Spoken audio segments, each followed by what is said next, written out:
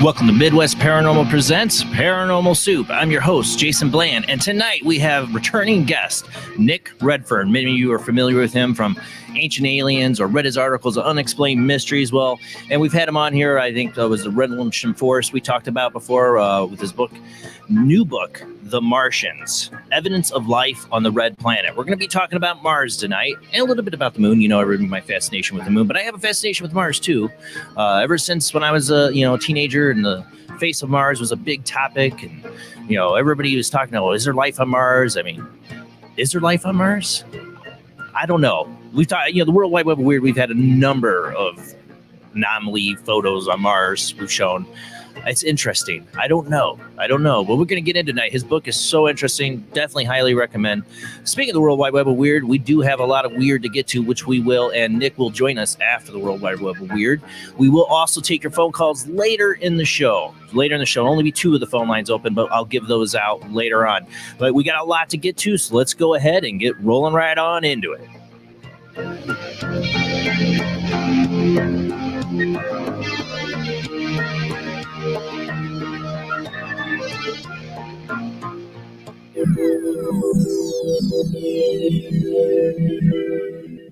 Welcome to another night of Paranormal Soup. As I said before, I'm your host, Jason Bland. Tonight's guest, Nick Redfern, will join us after the World Wide Web of Weird. Joining us now is my beautiful co-host, Jamie D. How you do tonight?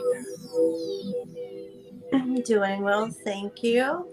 And Mars is such a fascinating topic. This is going to be a great night. Yeah, I mean, and the thing we talk about probably most about Mars and World Wide Web of Weird is Elon Musk and his plans to go there. I don't know about you. I have a feeling those plans. I think it was. I don't know if it was last week in World Wide Web of Weird. I covered the fact that we might not get the funding to go there. What's going to happen? I don't know. Joining us from St. Augustine, Florida, running the World Wide Web of Weird is Rob Autry himself. How you doing tonight, Rob? Doing great. Glad to be here. Yep. As everybody that sees on Facebook, I'm maybe not myself. I did lose a very close personal family member. My beautiful dog, Bella, passed away. And I want to talk about that at the end of the World Wide Web of Weird. There's some stuff that happened with her passing I thought was paranormal in a sense of the weird, unusual that people share on the show. I thought I'd share. I'm going to try my best. I'm going to try my best without being too emotional about it because it's still raw. But it's something weird to happen. I want to share and see if you others have had this kind of experience with your pet's passing. But we do have a lot to get to, so let's go ahead and roll into the World Wide Web of Weird.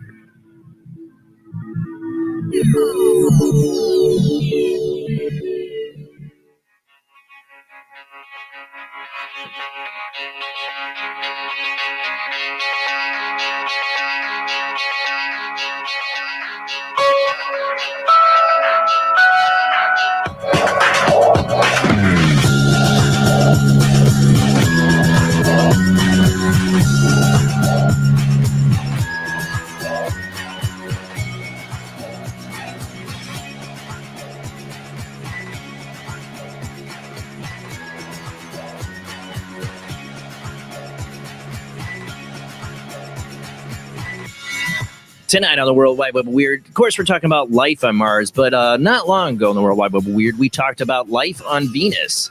That some scientists had believed they had found some evidence that there's possibly microbial life in the atmosphere of Venus. Yeah, well, maybe not so much.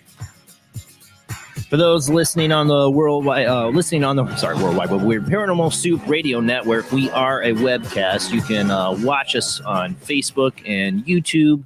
Where we do share videos and photos, but I will narrate as best as possible.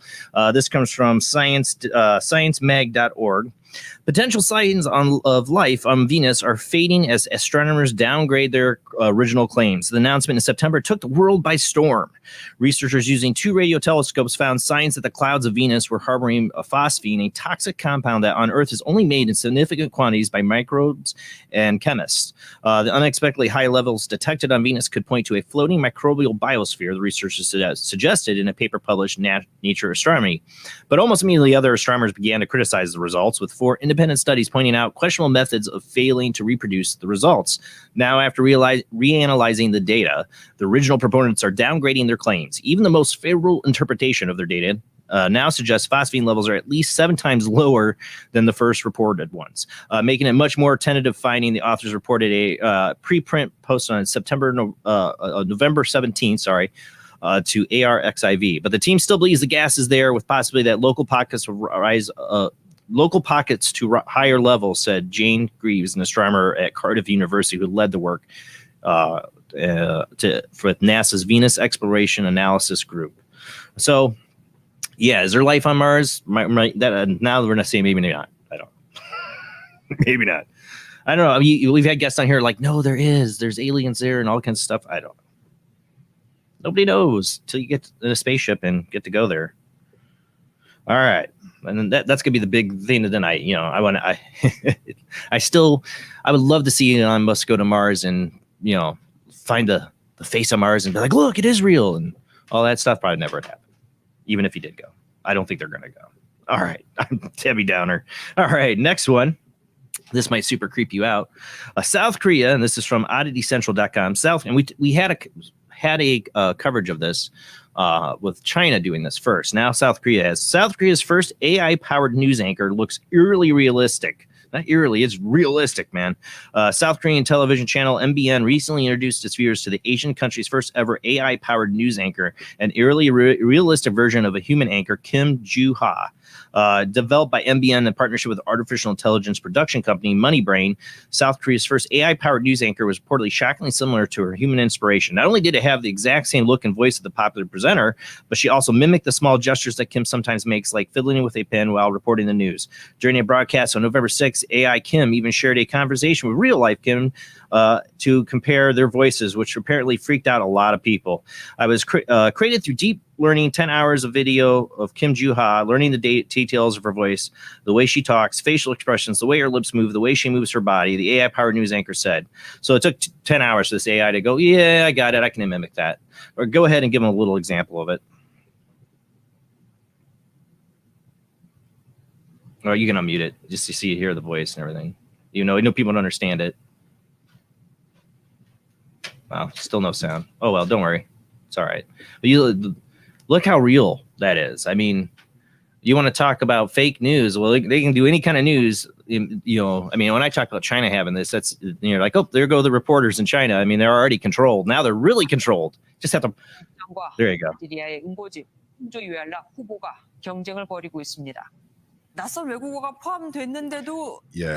she doesn't look AI. It looks extremely real.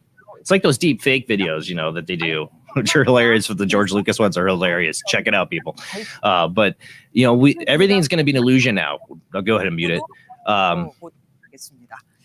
Everything's an illusion now. Nobody knows what's real anymore. I'm saying nobody's going to know what's real anymore. Anything can be fake. Nobody trusts elections. Nobody trusts anything anymore. Maybe, and for good reason. For good reason, but that's kind of what kind of world are we living in? We're going to live in here where we can trust nothing at all. The aliens will land and people are like, I don't believe it. Laying on the White House lawn and I don't believe it. Didn't happen. Fake news. We're going to hear it. It doesn't say everything's the land of illusion. That's what we live in. Land of illusion.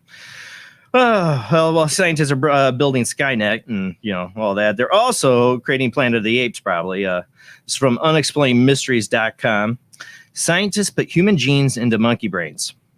A recent experiment has raised eyebrows due to its potential to bring back a real-life Planet of the Apes. Meddling with intelligence of non-human primates might seem like a recipe for disaster, you think. However, that hasn't stopped scientists from Max Planck Institute of Molecular Cellular Biology and Genetics in Germany from engineering Maro Mosets. I don't know how you say that monkey's name. You know monkeys? I'm not a monkey person. Monkeys freak. M-A. Well, the snakes freak me out, buddy. Marmosets.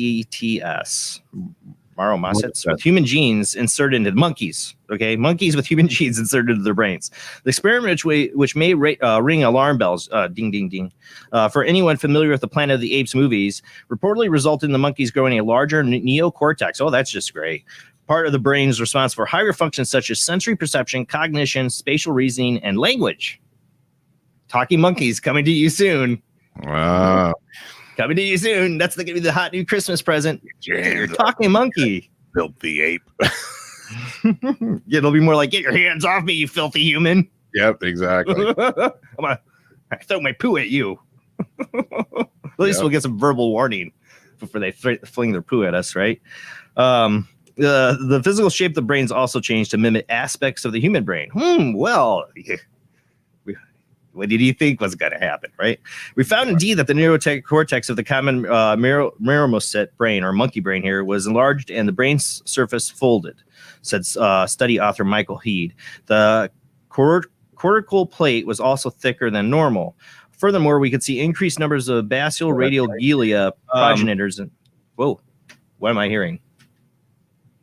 Did you echo me? Okay. Maybe. Sorry. Well, furthermore, we could see increased numbers of basal radial glia progenitors in the outer subvirginal zone. I cannot talk this stuff. What is it? Basically, increased upper layer of neurons type that increase primary evolution. Yeah, this is what you're doing. Yes, we get that. We get what you're doing. Just should you? Should you do this? No. Sadly, the marmosets, if that's how you say it, I don't know, monkeys themselves did not get beyond the fetal stage. However, it is easy to imagine how in future enhancing the cognitive abilities of animals may very real possibility. So they grew these up till just the fetal stage, and that's it, and then aborted it. I don't know. And it may even be one day possibly the same in humans. Oh yeah, that's just great. Just great. Just what we need. We're doomed. Yep. It's like I love how they do these things, and the side. Like I like when I talk about China and with calling their thing Skynet. I'm like, Terminator wasn't a roadmap. Planet of the Apes wasn't a game plan for us to do this. Exactly. It was a warning not to do this. Not to do this.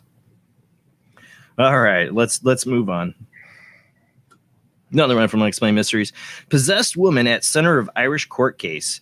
A man has been cleared of assaulting his ex-partner who had been allegedly possessed by demonic forces. An unusual court case in Ireland ended recently with Shane Gibbons of East Clare being cleared of assaulting his ex-partner who had reportedly sustained scratches and bruises from ongoing series of demonic possessions. According to Gibbons, the woman, whose name has not been disclosed, had recently regularly entered a trance-like state before reciting sentences in Latin. That's never a good sign, man.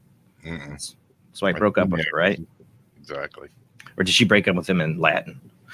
During such episodes, the lights would flicker on and off, and items would be thrown across the room, and she would suffer wounds that spontaneously appeared on her body without apparent explanation. I would witness poltergeist activity and this whole plethora of stuff, he said.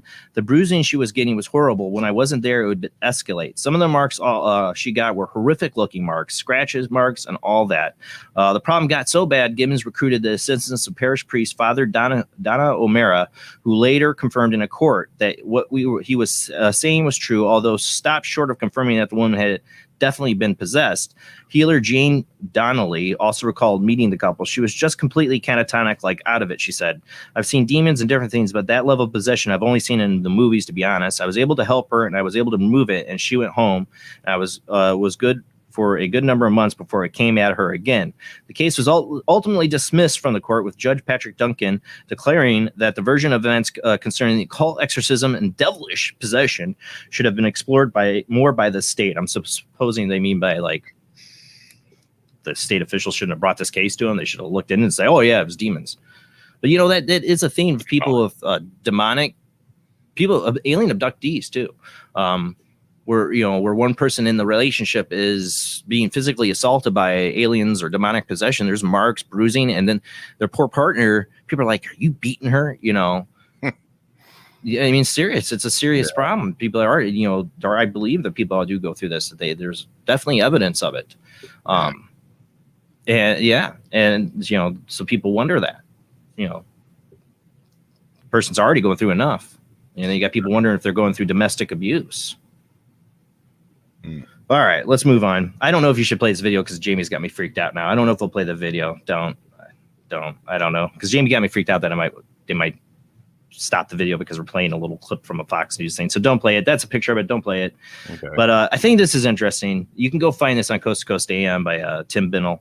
And there's a link there for the YouTube video, this Fox News thing. Over the course of the last 6 months, a Minnesota man has documented dozens of strange events in which mysterious lights hover in the night sky near his home. Choosing to remain anonymous for a fear of ridicule, the puzzle witness recently presented his evidence to a local TV station in hopes of solving the curious case unfolding in the community of Eden Prairie. According to him, it all began back in May when I noticed something I'd never seen before, which is an object that appeared to be levitating near our airport. Since that time, the lights have returned on a regular basis, generally flying, and this guy has like 80 videos, man. Generally flying at what appeared to be an altitude of 500 feet at a speed of about 15 miles per hour. The weird events have been so plentiful that the dutiful observer has managed to film a whopping 80 such incidents with his iPhone. What makes the sightings particularly perplexing is the facility seemingly serving as a source of the object nearby Flying Cloud Airport closes at 11 p.m.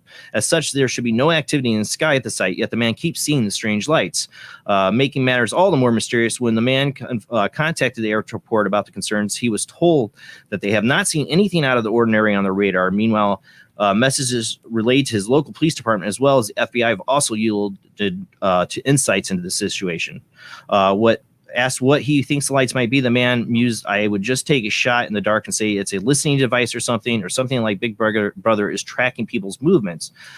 Fortunately, such fears may be unfounded, as the TV station was able to get a statement from the Eden Prairie Police Department, who indicated the man's evidence suggests a mysterious object is likely a drone. Now, I've looked in more into this. They've actually looked for like a drone, somebody flying a drone, and looked at, even this guy the guy was filming all this, thought it might be a drone.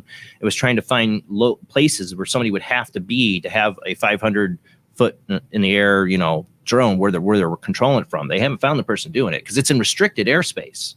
So if somebody's flying a drone there, they're in trouble. Just like the guy who's got the jetpack that's been flying around. Where was that? LAX or somewhere like that? Or no, that was in Nevada, wasn't it? Las Vegas? Maybe so, yeah.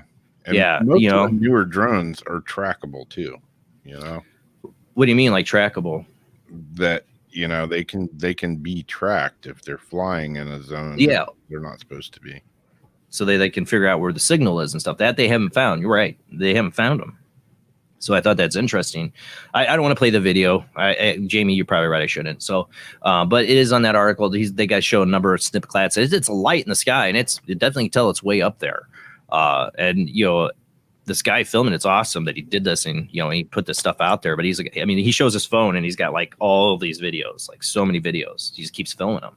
And if somebody's doing this that often, you think somebody would find him or catch him. Maybe not now that he put the news article, but it'd be interesting. If it's humans, you think they'd probably stop after the news thing went up. What are you gonna say, Jamie? I think I found the article, so I posted it. Thank you. So people can all right. it. So I got it right here, and this thing has a super bright LED light on the back, and it also has red and green lights on the back. Yeah, you do see a lot of those. But I would think this drone would have to be a pretty expensive drone. Yeah, probably too. If you see how big the light is, it doesn't look like that. It'd have to be a pretty big drone with a big light. All right, we got to move on though. All right, so this last one before I get to, I want to talk about the passing of my dog. This last one is Google Earth user spots dome-covered cave in Antarctica sparking alien theories. We're going to talk a lot about, and we have pictures, public domain pictures of Mars from NASA. We're going to definitely show those tonight, talk about a lot of those anomalies. But people are still finding anomalies on Earth with good old Google Earth. Google Earth user spots dome-covered cave in Antarctica sparking alien theories. This is from the NewYorkPost.com.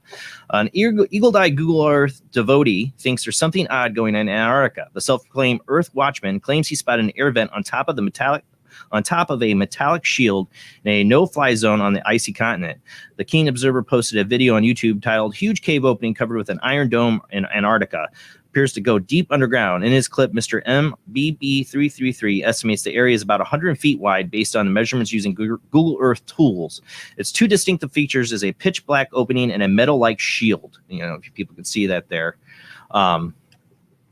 So, we're going to talk about aliens underground and that tonight. So I thought this was interesting to end with before I get into this other thing. This looks like kind of vent, he says, a thermal vent that goes underground. You can tell that the snow is darker than any other snow in the surrounding area. That would imply that to me that there's a heat transfer going on. Suggests the top section, some metal or metal alloy made. It does look like metal. Looks like a metal hanger. You see it? Yeah. And this is, they said, a no-fly zone.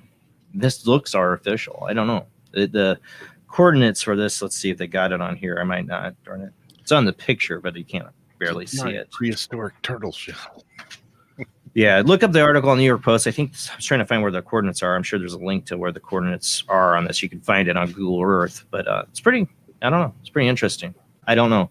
If there's aliens underground, they got to have places they're getting in and out of. Maybe, I would think. Yeah. To do it. There'd be something like this. And why is it a no-fly zone? Yeah.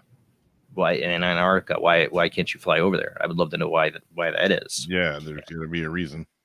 Yeah, I mean, what's in Antarctica you can't fly over? There should be nothing to worry about, right? Yeah, it's the middle of nowhere.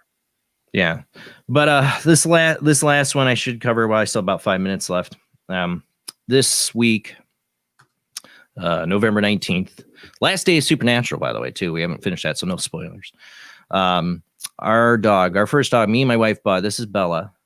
Me and my wife got Bella for our Christmas present to each other, our first year of being married, 17 years ago. So she lived a good long life.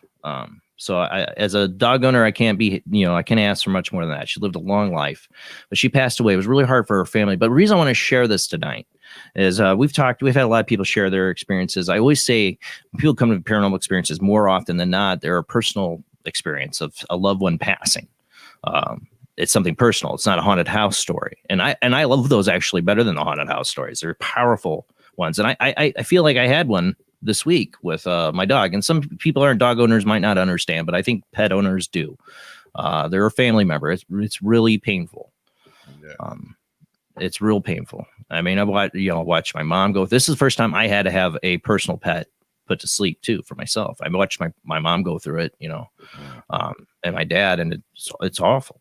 So anyways, I'll tell a little bit of the story so you can understand why I'm telling it. We go to the vet, and we had to wait. Oh God, it took forever. We waited in the car. We had to take the boys. We had no one that could really watch them with COVID going on. We're not taking them anywhere. I would have never, if the COVID wasn't going on, I would have never taken my children. We would have found somebody to take them to and done this. I didn't want to bring them and have them see this. I had no choice, and I didn't want to do it alone. I didn't want my wife to do it alone, and I wanted to be there. So we went through it. My oldest son was really upset and was crying while we had to wait in the car forever. And then they come out and they take Bella in, and it was so hard to even talk to him about it because like, should we examine her? I'm like, she's 17 years old, and I was choking up, but I'm like, it's time. She had stopped. I think she had a stroke. She had a cyst burst inside of her. She was not brain functional. Like she was not, it was like a zombie dog. She wasn't totally all there. She was alive, but she'd stopped eating. She couldn't walk. She was falling on the floor, and she just put her nose in the corner. So it was time. So they go inside with her, and then they come out a little bit later and tell us, like, we're going to go around the side of the building. We're going to go outside. We're going to do this in the grass. And when she said that, something rang like deja vu in my mind. And we go around the building. The sun's getting ready to set. It's like getting that sunset coloring in the sky. And The winds, like, it warmed up that day, and there was a nice gentle breeze blowing through, and I'm getting this really sick deja vu feeling. There's Bella on a blanket with the doctor and an assistant, and Dean's wailing, crying. Liam's not totally cognitive of what's going on here still. He's 4 years old, so he's in and out of trying to understand what's going on. And, you know, I had put my hand on her head and was petting it, and I felt her pass. Big time deja vu at that moment. I felt it was like this wobbling, and that's when she stopped breathing. And then Liam comes up and he puts this little daisy right next to her head, and that's when it hit me. I dreamt all this. I dreamt this a year ago. Even my boss at my work remembered me mentioning this a year ago, almost to the day of her death. I had a year before had this really vivid dream, really emotional, of her passing, and it was that exactly as it happened. Wow. And it was outside with the breeze. It was at sunset. It was so emotional. I can't, as a pet owner, it's hard to let go, but I can't ask for a more peaceful way for my pet to go, and more beautiful way for my pet to go, and to live a long life. I can't ask for much more. When I got a neighbor who just lost her dog, was only 7 years old. That's horrible. You know, she lived a good life. I'm thank God for that. But that moment, everything that happened, I dreamt it a year before, and I wrote it off because at the time I was like, why would my dog be euthanized outside in the grass like that? They don't do that. They don't do that. Well, that was pre-coronavirus.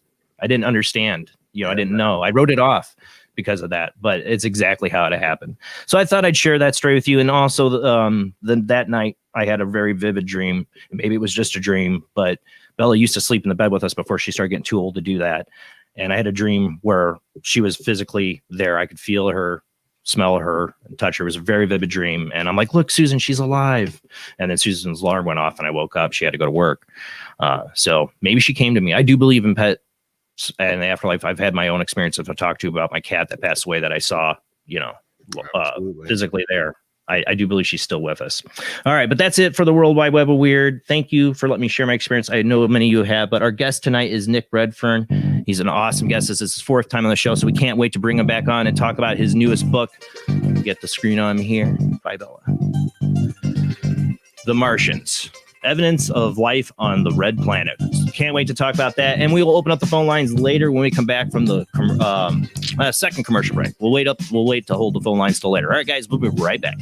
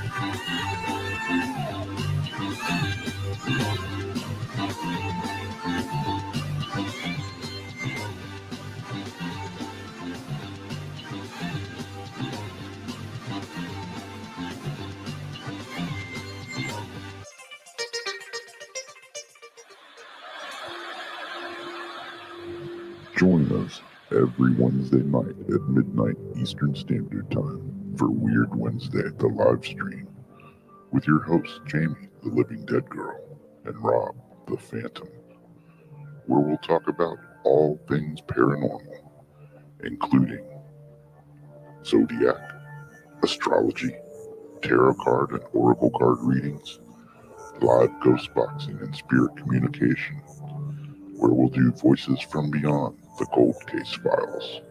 So we hope you join us live on Facebook and YouTube every Wednesday night at midnight Eastern Standard Time. We hope to see you there. Bye-bye.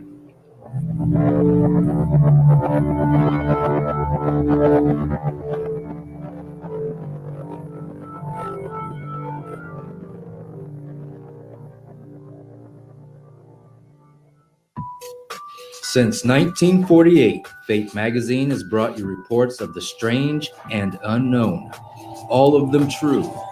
Fate Radio is carrying on that tradition, bringing you the unusual, macabre, strange, and bizarre.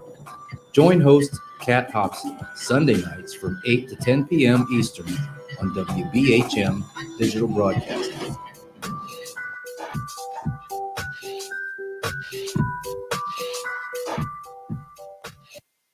Of the second kind, physical evidence of a UFO. Close encounters of the third kind, contact.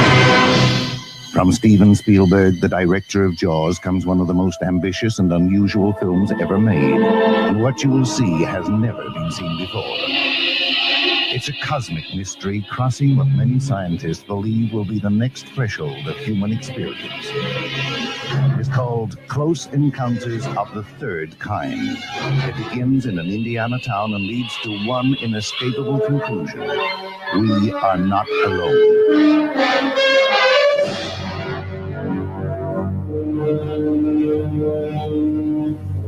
Close Encounters of the Third Kind. Certificate A. Now showing at the Odeon, Leicester Square.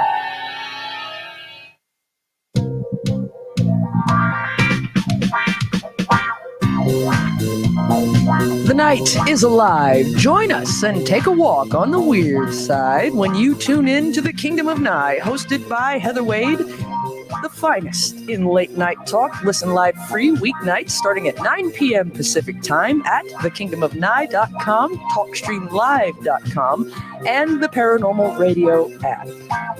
Wanna take a ride? The international chart-topping Haunted Horror of Haverfordwest has been described as terrifyingly real, a must-read, shocking and chilling brilliance, genuinely worrying, utterly frightening. Don't read before bed. Described as one of the spookiest writers out there, best-selling author G.L. Davies presents Haunted Horror of Haverfordwest, the true paranormal account that is shocking the world. Dare you enter? Dare you read? Haunted Horror of Haverfordwest is available on Amazon, Barnes & Noble, Kindle, and wherever books are sold. Pray you never have to live there. Do you like rock and roll? Do you enjoy a good story? Wish You Were Here, a rock fantasy, is a book inspired by Badfinger. It will not only entertain you, but intrigue you. What is it about? Well, Thomas is searching for his bandmate and friend in heaven, and in spirit has helped pen this story. He meets an old friend and famous new ones on his afterlife voyage. Midwest Book Review said, Wish You Were Here, a rock fantasy, is a book inspired by Badfinger. It's a quirky story by Joyce S. Isaacson and is unique, original, and deftly crafted metaphysical novel that showcases the author's genuine flair for character and narrative-driven entertainment that is simply riveting from first page to last. Wish You Were Here, a rock fantasy, is now available on tennantpublication.com, amazon.com in paperback and hardcover, and also on Kindle Unlimited. So check it out now. Wish You Were Here, a rock fantasy. Switch to DCS ranging. 240, nominal to profile. We're in the pipe. 555.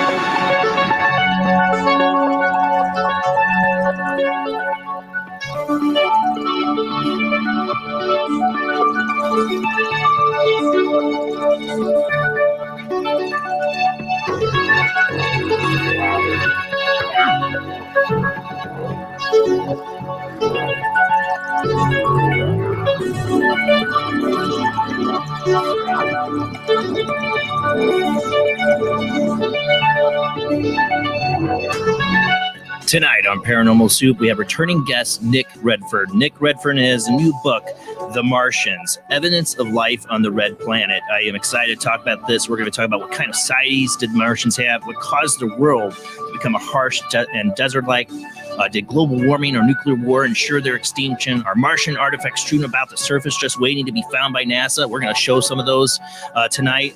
Could a form of Martians still exist deep below the surface of the planet and secure installations that allow them to ensure survival? We've had guests on that have covered this topic a little bit at this time. Nick's one of my favorite writers on Mysterious Universe. He's the author of more than 60 books, including NASA Conspiracies for Nobody's Eyes, Only Keep Out, The Real Men in Black, Chupacabra Road Trip. We've had him on. We had him on about the Rendlesham Forest incident. Tonight we're talking about the Martians, and it's an honor to have him back on the show. So let's go ahead and get to our guest.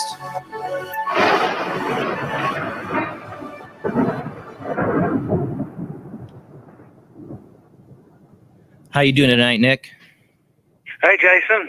How's it going? Doing great. Like I said, I've been counting down the days. And thank you for the book. I love it. I'm getting my own little Nick Redfern collection now. I love it. But I really love to get to talk to you about this topic tonight. What you've written, like you said, 60 books. Covered a lot of different topics in the paranormal. Something like that. It's at that time now where I kind of forget myself as well. Well, that's a great accomplishment. Something around that figure. Yeah, but they're all really great books. I mean, my first one I read of yours was Men in Black many years ago. And then, but Chupacabra Road Trip was like, I think the first book I had you on. And I love that book so much. It's up in my little bookshelf. I love that book so much. And I thought after that first show, I'm never going to get it back on. This is your fourth time on. Thank you so much for doing this. And I enjoy getting the books, hopefully more in the future. But what made you go to this direction that you wanted to cover the Red Planet this time? Well, I think like a lot of people, you hear over the years these sort of stories and weird tales coming out of Mars. And, I guess up until probably about 18 months ago, I hadn't really given much thought to doing the idea. But, the more and more as the years have gone on, more revelations have come out from Mars, whether it's related to, findings of underground water or huge amounts of ice, etc., etc. And of course, you mix with this, some of the stranger photographs that have come back from NASA. Yeah. I thought, I was in one of these situations where I was thinking, well, what book am I going to do next? So I just sort of had, sort of looked around the net and things that I felt might be interesting. And that's really what kind of got me involved in deciding to do this particular book. And I thought, well, if I'm going to do it, why not try and hopefully do it to the absolute extent that you can. In other words, cover just about every weird anomaly, every mystery, and put them into one book. And also, try and figure out what the backstory is, behind these anomalies as well. What's the history of Mars? Well, I actually found it interesting. You start the book out really getting into even the beginnings of the UFO movement. Forgetting the names of some of the key people in this, the first Space Brothers people, you mean like Adamski and Van Tassel? Thank you. Yes, Adamski and Van Tassel. So I'm trying to think of the names totally slipped from me, but they did these big UFO conferences and they're supposedly talking to Space Brothers. We've talked about it on the show together about the FBI's interest in them and in their aliens kind of communistic beliefs, but there's a lot to do with Mars in that I found was really interesting. Well, yeah, I mean, the Space Brothers, for people who may not know, these very human-looking aliens that popped up in the 1950s and would sort of pick out certain people and choose them to sort of go out and spread the word that, we shouldn't use our nuclear weapons or build them up, etc., etc. And they were almost, I kind of described them as like... space hippies is the best way space hippies. I love that. Them. And but what's interesting is a lot of the Space Brothers claimed encounters with Martians. Now, of course, it's an extremely controversial aspect of the whole UFO phenomenon. But the important thing to note is that even in the early years of ufology, like 47, 48, people were already talking about life on Mars and that kind of thing. And I sometimes wonder, and this gets a little bit controversial, but one of the things I often think about is the issue of what is known as inherited memory. Yeah. Whereas if possibly, the human race, a lot of people, I think, feel gravitated towards Mars, and have feelings and senses that somehow we're connected. But it's kind of like when you have a dream, you wake up in the morning and it suddenly just goes off the tip of your tongue and you can't get it fully back again.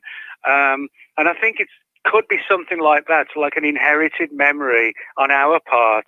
And we know there's something significant about Mars, but we just cannot figure out what it is. And I think that's an important part of the story as well. Yeah, you do. You wonder. Well, I think one of your good points of that in the book is, was it Jack Kirby? Oh, yeah. With the face on Mars. I thought that was really interesting because we're talking about one of the key founders of comic books here. Did a whole comic book series on the face of Mars before there was the face of Mars. Yeah, I mean, that's a really weird story.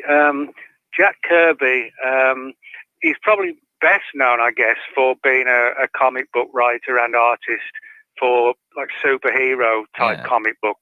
But back in the 50s, he was heavily involved in sort of laying stories out and the artwork for science fiction stories and sort of monster and creepy stories, things like that. Yeah.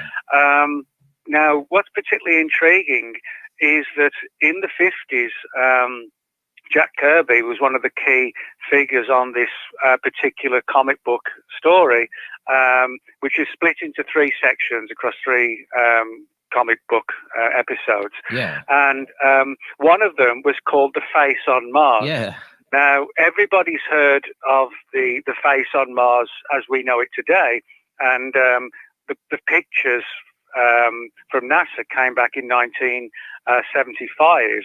However, what's particularly intriguing is that, and it became known as the face on Mars, and what's particularly intriguing is that Jack Kirby, back in the 50s, worked on this comic book called The Face on Mars, and it involves a team of American astronauts who go to Mars and they find this giant carved head out of stone on the surface of Mars. And one of them, the hero of the show, so to speak, he climbs the face and manages to get inside through the eye pockets.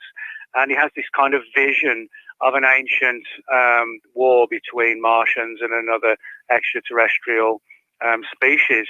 And again, I sometimes wonder if somehow maybe that inherited memory could have come into place in relation to this. Maybe Kirby didn't actually, just have the story pop out of his head and turn it into a story. Maybe he actually had some sort of, I wouldn't say a visionary experience, but maybe the impetus for the story may not have been completely his own. Right. And because the parallels between the real story of NASA and the face on Mars and his story, which is actually written 20 years before the NASA pictures were taken, it does make you wonder, is that just a coincidence? We've had a lot of guests on here about reincarnation, and they're saying, oh, we've been aliens on other planets. Well, if that's the theory and if that's true, and I believe in reincarnation, I've had my own experiences, and if there was life on Mars, maybe we are reincarnating. We were souls on Mars and reincarnating here, and that's where we're getting this inherited memory. It's built back in our subconscious. Well, I mean, there is some evidence for this, and it's in a similar way, but in some ways also a bit different, is the fact that, there have been people who've sort of, let's say, they had a car accident, they're in a really bad accident, and, they have that, like another person who's sort of dying and they're doomed to die, their organs will be donated to the other injured person. And when they insert, like the heart or the liver or kidneys or whatever, sometimes the people who've got the donated organs start to, in some cases, they will sort of get the characteristics of the person whose organs they now have, or they have memories and strange dreams which sort of tie in with the other person, the person who died. So, you know, the idea that there could be almost like sort of encased memories within our bodies and not just in our minds, you know, that's an intriguing scenario, that possibly we could pick up memories from various parts of our body or our organs rather than, you know, than just through the mind. And so I think there's a lot we don't know, you know, about this angle too much. But I think it could be a viable reason as to how and why we seem to have this fascination for Mars, which we don't have, you know, for a lot of the other planets. I mean, for example, how often do you hear, you know, exciting stories on the internet about Neptune? You know, you really don't. You know, poor old Neptune, you know, or Mercury. But the fact is, you hear so much about Mars, and you get so many weird pictures coming back. But you just don't get it elsewhere. And again, I don't think that's a coincidence. I think it really is evidence that there's more to this, and unfortunately, you know, we're just seeing, you know, a partial picture of what's going on, and the going on part of it is the one we really want to figure out. Well, yeah, I mean, you cover in the book, like how even going back to the, you know, 1800s, and how people with telescopes were getting fascinated by the canals on Mars, and how long that's been a controversy. You know, they were seeing canals on Mars and like, oh, these must be roads and all this stuff, you know, and of course they say it's a natural phenomenon. It is still up in the air, you know, 200-year-old debate. Oh yeah, I mean that's an interesting thing. I mean, although the so-called canals turned out not to be canals afterwards, but the important thing is, even back then in the 1800s, astronomers and scientists were just like us now.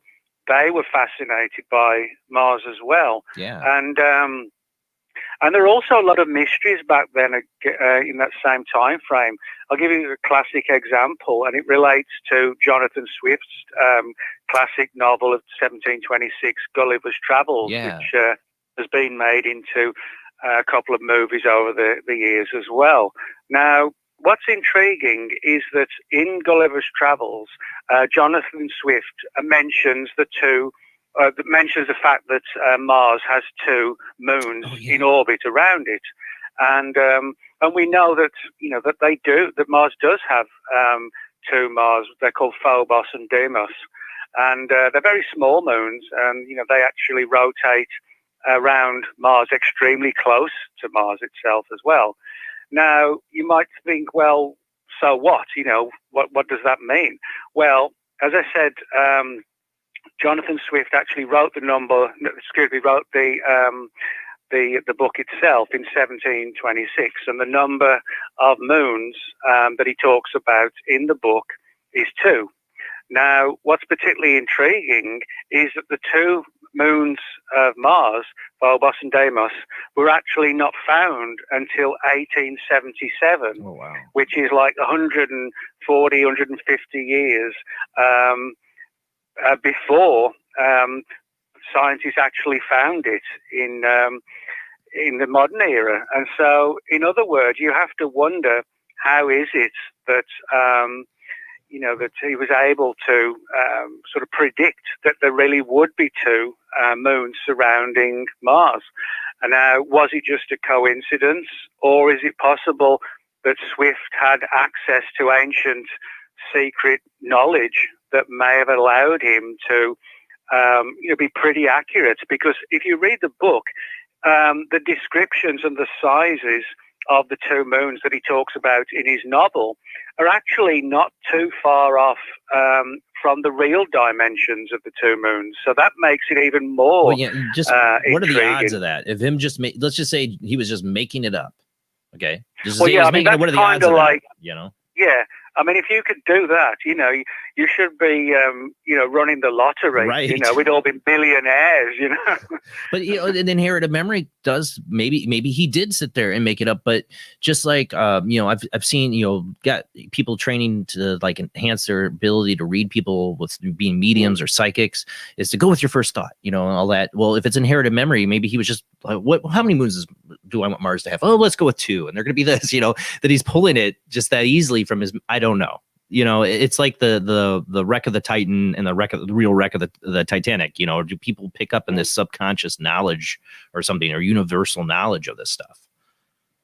Well, yeah, and I think again that sort of goes to the heart of the thrust of it all, where everything about Mars is weird, and not much is really weird on most of the other planets. They're fascinating and they're very different to us, but there's not something that really makes the average person just to think, wow, that's really interesting.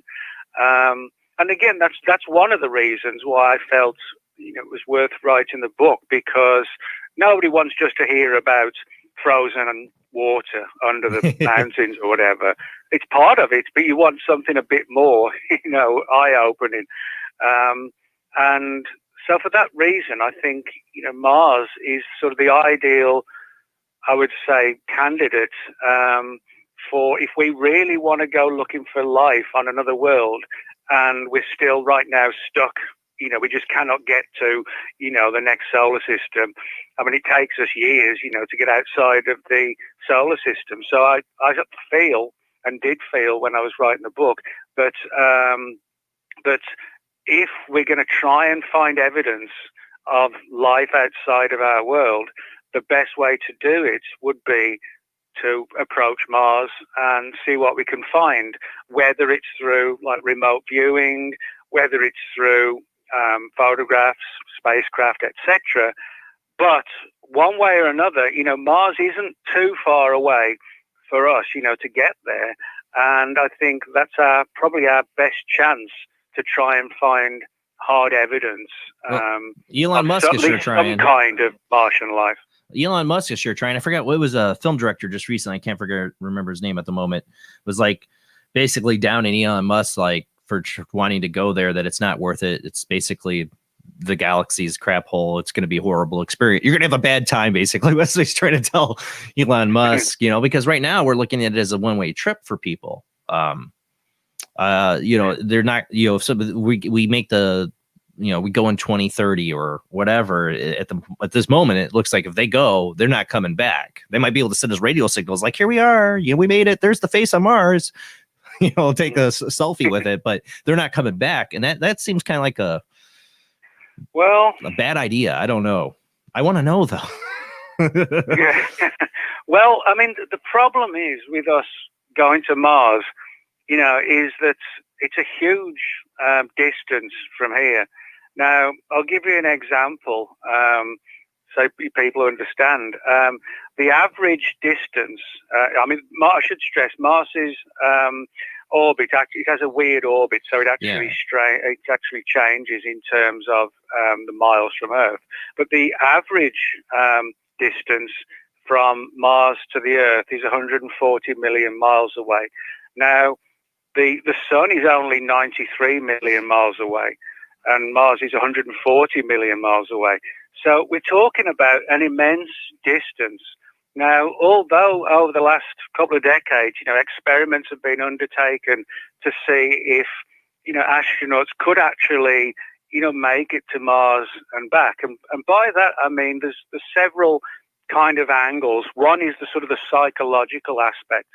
Even if we could get a really, a highly advanced spacecraft that we could send to Mars with, let's say, 5 or 6 astronauts on board and enough space in there that you won't go crazy, Yeah. And if you could do that, it would probably, with our technology now, it would still probably take about 18 months to 2 years to get there. And that would be the same for back, and maybe for 6 or 7 months, hopefully, to be able to, investigate Mars. You're talking about a round trip of, at the minimum, probably 3.5 to 4 years. Now, although we've done a lot of tests on the ground on Earth to see how people can, respond and how their psychological state is, we have to remember all of those tests are essentially, it's just a test. Yeah. If you're actually, 30 million miles away from the Earth, it could, suddenly hit people. Wow, we can't even see the Earth anymore now. It's just a dot. If you think about it, all the other astronauts of any country that have gone into space, what's the big thing that dominates the view? It's the Earth. It's right just there in front of you. You imagine you look out the window and you can barely see the Earth. All you can see is black and little dots of stars. And of course, there's the unpredictable aspects. Somebody on the ship gets sick, and worst scenario, it's the physician or the doctor on the ship. So there's a lot of things like that to think about. Or your android tries to kill you. The matter of actually successfully doing it, When your own AI or android tries to kill you too, I don't. There's a lot of things that can go wrong. I've seen all the movies. There's a lot that can go wrong. People go and losing their minds. When they get there, like, I don't want to die. Once they realize what they're doing. Well, that's one of the things. I mean, it's kind of like, I guess the easiest thing I can sort of to explain it would be, somebody tells you how to drive a car versus actually getting in the car for the first time and driving it.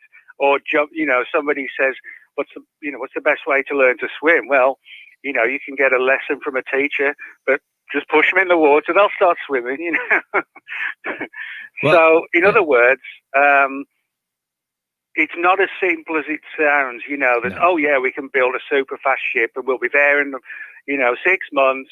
It's not that simple. There's a lot, much more to this angle of us getting there and getting back. And funding, money. That's what's gonna. I see it. I'm not getting into politics, but when we swing one way to another party, the funding gets cut. I'm saying politics always plays into this.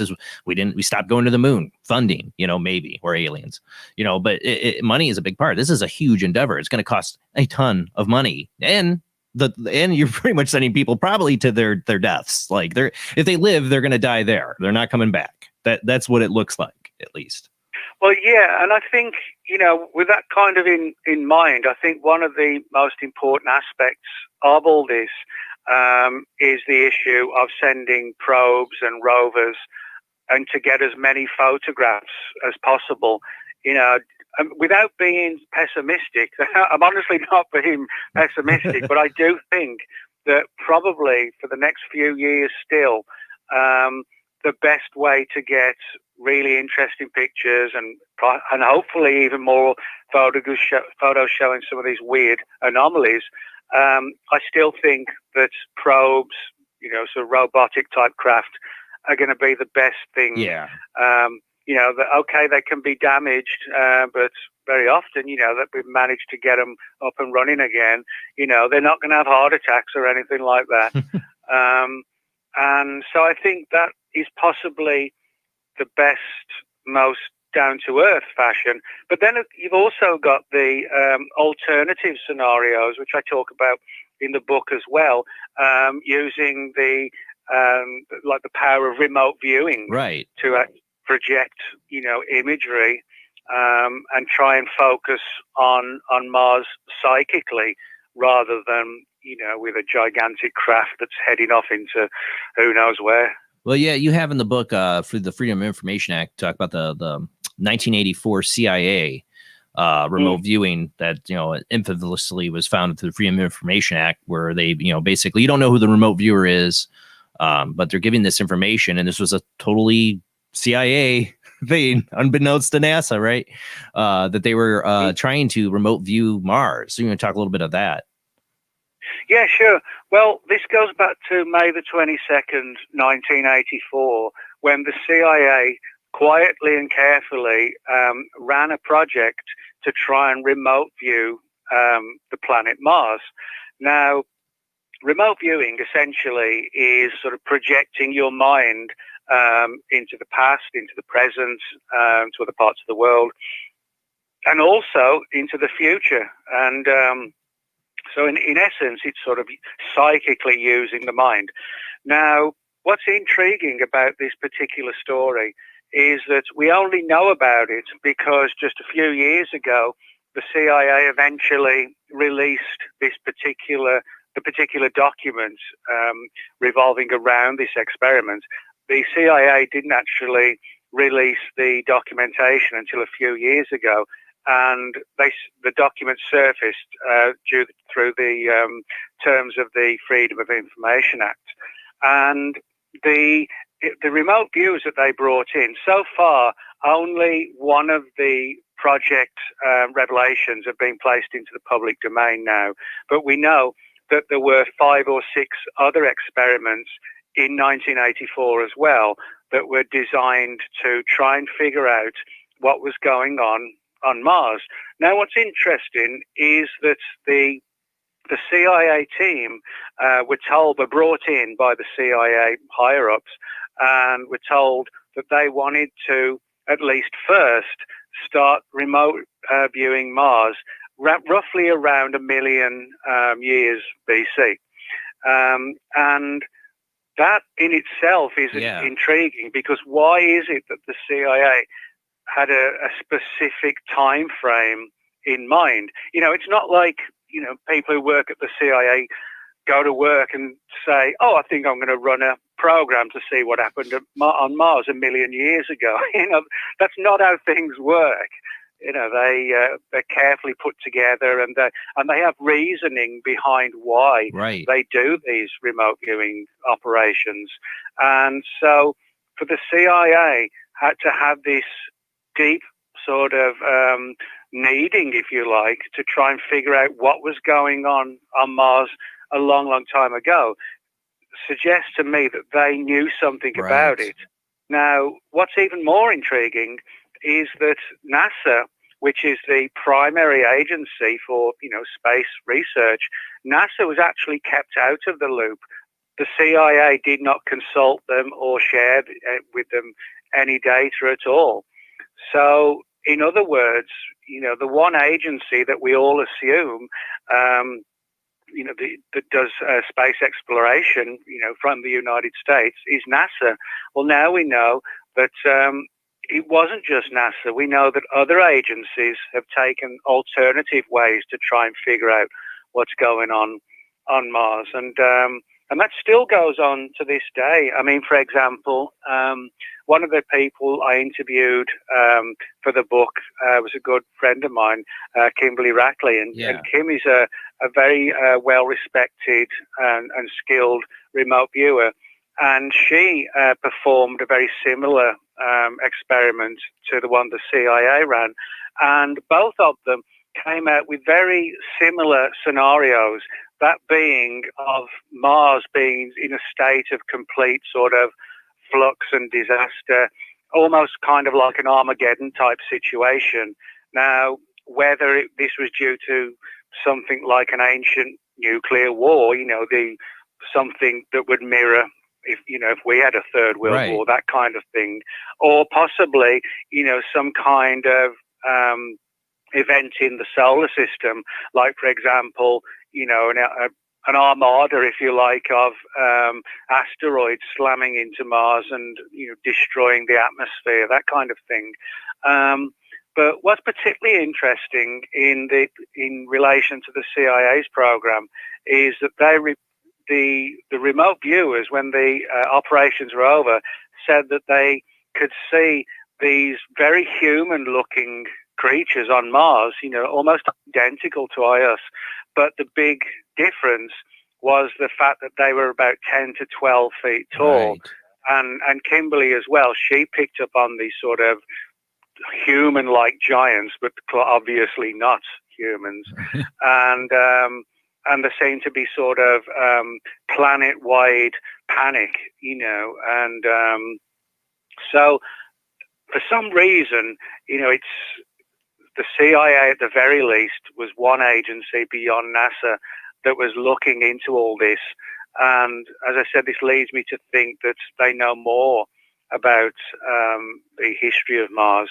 Now, why they would largely keep this material hidden? Well, that's the big question. The only thing I can really think of is something that would so radically affect us, as a civilization, that someone's decided that for the most part, it's not going to come out. Which again, adds another layer to the mystery. Well, that's the thing with, the remote viewing of, like, why would they, well, one, you said what it was, 1 million years ago? Was it 1 million, or what was the time frame for, like, they wanted that 1984 one to look back? How far ago? 1 million years, BC. 1 million. So just the one, like, you have that date, that time. Why? Is this something in archaeology that we're picking up on? That they're trying to, what would be their interest in something that happened 1 million years ago? How would that affect the Central Intelligence Agency now? That's the only answer I have for that, and I think there really is just one answer, is it wouldn't affect us. If somebody went to Mars and they found the equivalent of, like, a Martian rat, or something like that, or a Martian fish, that's not going to affect national security, right. And it's not going to throw the human population into a state of fear. So the only thing I can really think of that might prompt government agencies to say, okay, we cannot tell them, would be if it had a significant impact on religion, because religion is the one thing that there's so much fighting about it. Everybody's got different belief systems of this religion and that religion. And one of the things that the remote viewing programs suggested was the possibility that the Martians may have had pre-advanced information that their world was going to be destroyed or significantly destroyed. And so they fled to the Earth, and some of them made it and were perceived as gods by the human population. Now, that's speculation, but if it's true, and the gods are actually fleeing Martians, how would you tell the world that religion isn't what it seems to be? Right. Now, I'm not saying that's necessarily the full or even the correct answer, but what I would say is I think that's the one scenario I could see where government agencies would be really challenged to talk about this or not talk about it. And I think they would take the view, we cannot tell people that there aren't any gods of any kind. There are just Martians. I don't think they know how to tell the story. And so they would do what so many people do when they can't figure out something or they don't want to deal with it. They hide it away, and hope it goes away. And so that's the one scenario I guess I can think of. Is the Indiana Jones warehouse. Like, well, okay, we don't understand. Put in the warehouse. Well, I think if the CIA was looking at it, in my mind, it means that they perceived a threat. And they want to understand that threat better. I mean, because what is the CIA dealing with but our national security and making sure we're safe. So the only logical reason, of course, I can think of why they would look into something like this is that maybe they've discovered Martians here, and they would need to understand them better and know their history of why they're here. Well, yeah, I mean that's a good point as well. I mean, there's so many scenarios really that we can kind of address in this angle of it all, but I think somebody knows something, or somebody somewhere has a theory or a suspicion is probably a better term. But the scenario itself, either way you look at it, is kind of sort of a sinister and disturbing one. And I think sort of sinister, adding to disturbing, is going to create situations that for governments, it's just easier for them not to tell people. It's always easier not to tell people things than it actually is to tell them things. Right. And well, the other story I like everybody knows, I watch the show. I have a big fascination with the moon. I believe it's like an alien Death Star up there. There were so many anomalies with the moon.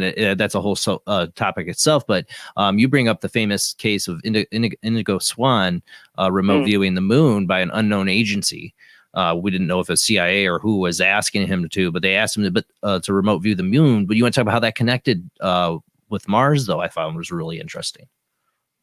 Well, yeah, I mean, I was able to get more information on this aspect when I was doing research into all of this. Now, Ingo Swann was one of the most significant of all the remote viewers, and he was remote viewing back in the 70s, and he was brought into another program. So, you know, we've in terms of the remote viewing of Mars, you know, we've got Kimberly Rackley, we've got the various ones that the CIA undertook in 1984, and going back to 75, we've got Ingo Swann.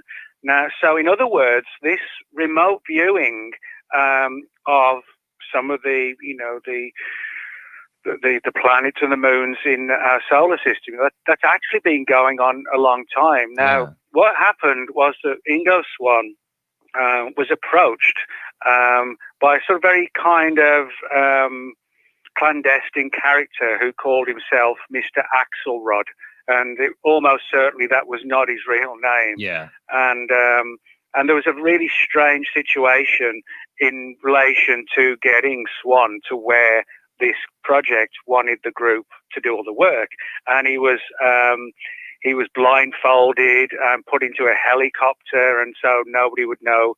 So he wouldn't know, where this project was going to be running.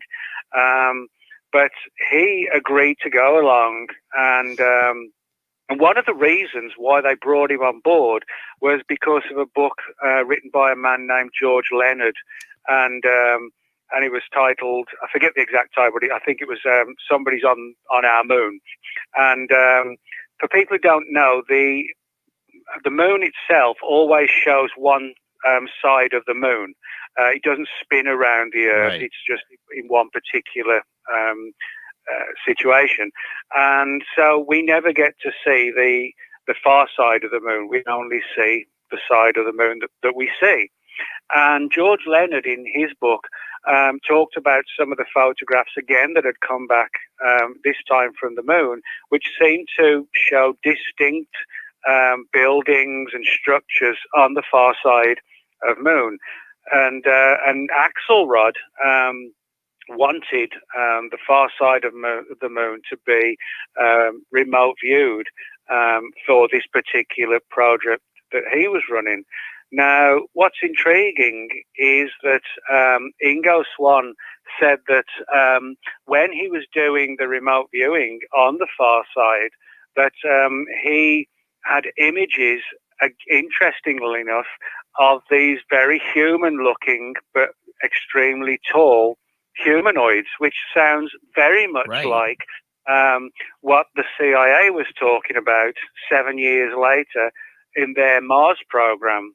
Now, again, they weren't sort of like the little grey aliens or anything like that. No reptilians. They look just like us, but, it must be fairly intimidating, when you see a humanoid looking very much like us, but they're like 10 to 12 feet tall, towering over you. And this sort of gave rise to the theory that possibly not only did the Martians flee from Mars, but also, some of them may have made it to the Earth. Some of them possibly set down on the far side of the moon.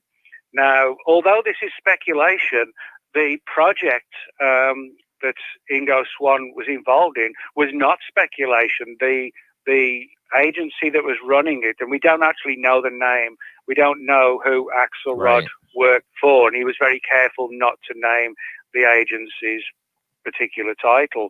But the important thing is, that it was a real program, and for whatever reason, Axelrod was extremely concerned about what was going on the far side of the moon. So, you put together giants on Mars, giants on the moon, and all of this comes Giants out on of Earth. Government agencies, not out of Nick Redfern's head, you know. Well, think about all the giants on Earth stories we have. I mean, when you go back to mythology, the Greek gods were giants, you know, and you look at the reports of giant skeletons found, and and then Goliath, and all these stories, they relate to some maybe that we were part of, or they were here, were giant Martians. Well, yeah, and again, that kind of goes back to what I mentioned earlier about bringing religion into it. Yeah. I mean, you can look throughout the world in relation to, stories of ancient giants. I mean, you've got the giants in the Old Testament, and there's, like, for example, the Epic of Gilgamesh, and King Gilgamesh, he was reputed to be about 12 or 13 feet tall, and supposedly he ruled over the particular area he lived in for about 130 years. So he clearly was not a normal human, but I mean, could he have been some sort of a crossbreed, rather than a true bred Martian, so to speak? Well, you wonder, we're speculation, of course, but I'm a big Star Trek fan. I love Star Trek, but one of the things that always bothered me about Star Trek is that they land on all these planets, and all these planets they can just breathe and walk around and everything's fine. When in theory of that happening is probably not likely. That there's so many. I mean, I think War of the Worlds had it right. When the aliens finally come out of their ships, they die from getting a little bug or disease. I mean, there's that. I mean, there's the different pressures and gravities that affect people. If an alien race had to escape Mars, even if it was at the time it was vegetation and it was a livable atmosphere, its atmosphere still might have been completely different than ours. For them to just come right willy-nilly and land on Earth and start up all over again probably wouldn't be likely, and they'd have to stage somewhere like on the moon. And if there was life already there. I mean, that's an important thing, and I touch on that in the book as well. The idea that how feasible or not would it be for a civilization from one world to make it to our world successfully? We're talking about oxygen levels and the pressure on the Earth, diseases, illnesses, that kind of thing. And again, if that really did happen, and there was sort of like a huge scale fleeing of Mars to the Earth, then that would have to suggest, I think, and actually that the late Mac Tonys talked about what I'm going to mention now, and he wondered if there could at one point have been a number of humanoid type races on possibly on some of the planets in our solar system, maybe not just Mars, but maybe that they'd been genetically altered by an even more ancient race that we may not know anything about, almost like they were going around this solar system and the universe, seeding various planets. And, if you're talking about genetically altering some of these other extraterrestrials to allow them to live on our world, that would be a far more likely scenario than the one that it was just so coincidental that they could happily live within our atmosphere. Right. Well, I think it's, I've always been interested, I talk about, my interest in the moon and being an alien base was also Phobos. The similarities between it, there's the obelisk on Phobos, which I think, Rob, I have a picture of that in the files. And of course, there's the obelisk on the moon, the tall tower, if you want to call it a tower or whatever. There's similarities between the two.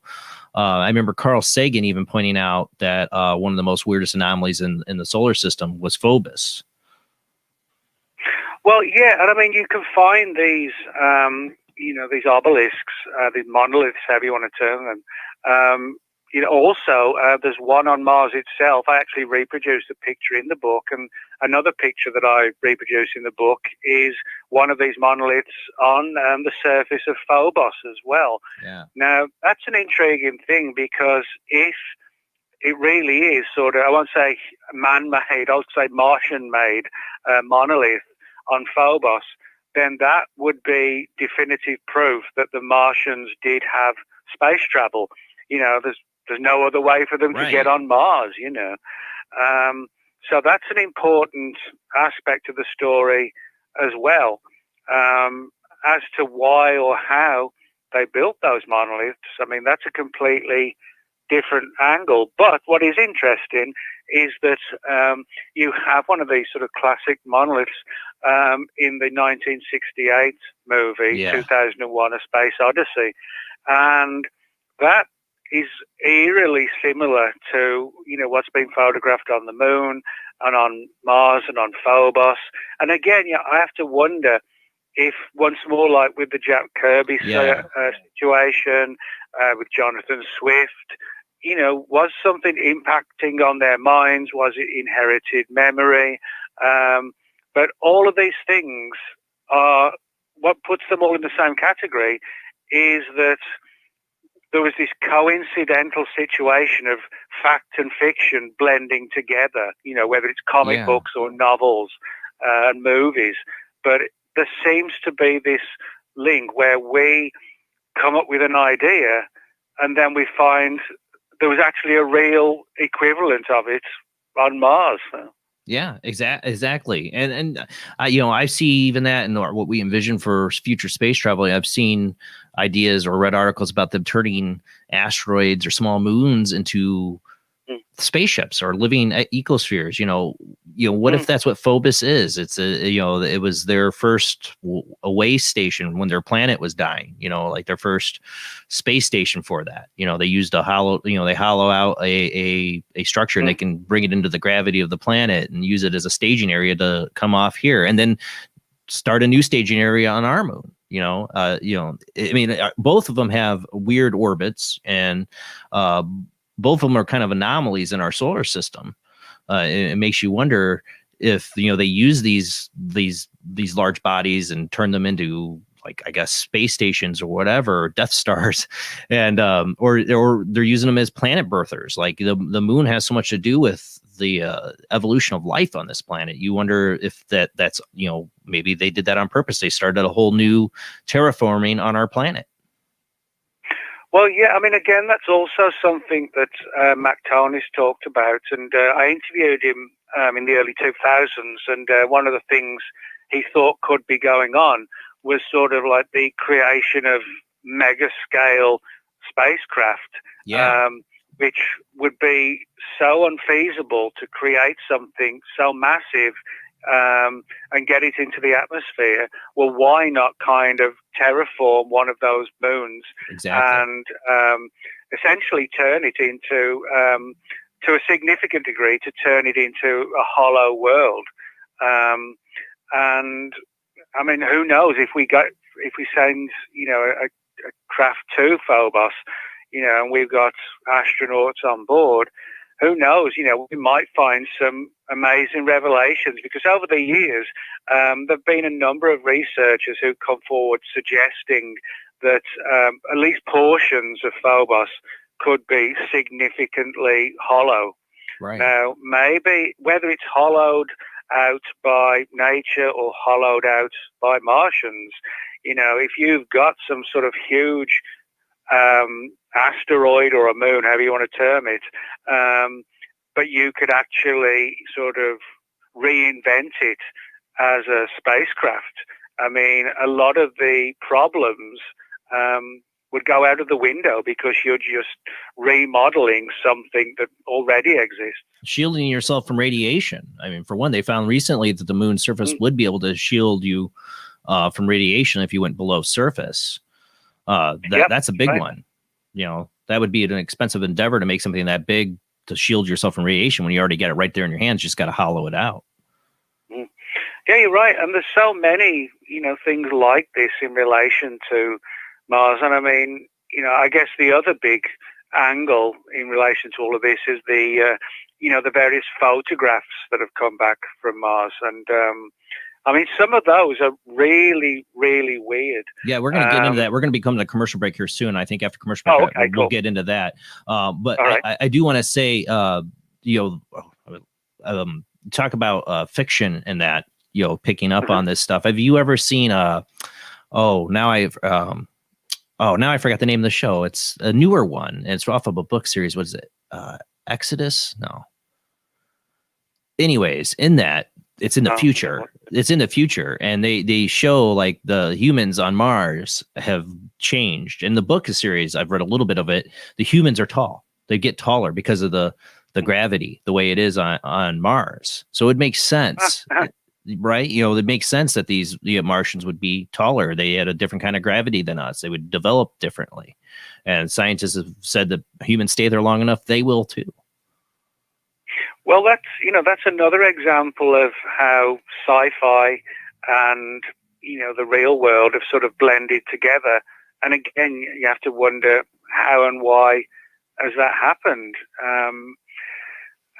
It's one of those things that we can sort of debate on, or muse upon. But I mean, it's still difficult to understand how that keeps happening. This issue of coming up with a scenario, and then we find out the scenario 10 years later really was real. Yeah. So.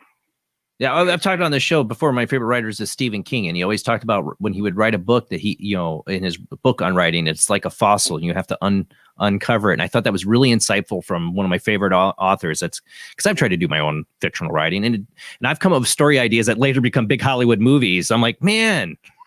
That was my idea, but then it's like these ideas are like fossils. They're there somewhere in our subconscious that we can pick up. I mean, people can remote view. Obviously, there's something they can tap into to get this kind of information. Yeah, and I mean, as I said, in relation to remote view, we don't know how much has really been done. I mean, we only know that Ingo Swann did that particular project because when it was all over, he sort of blew the whistle on it all. Yeah. And in relation to, the CIA one in 1984, it only happened because, because it was released through the terms of the Freedom of Information Act. And the intriguing thing is that NASA was out of the loop. NASA wasn't told about that remote viewing program of the CIA. I'm sure there's a lot more they're out of loop. We got to go to commercial break though, Nick. And there's one thing we didn't get to on the Inigo Swan though. I want to get to when we get back is how he felt his life afterwards. They said once you view these aliens, your life might be at risk. We'll talk about that. We got to go to commercial break. Yeah, it is. All right, guys, we're gonna go to commercial break. When we do come back, we will open up the phone lines for your calls.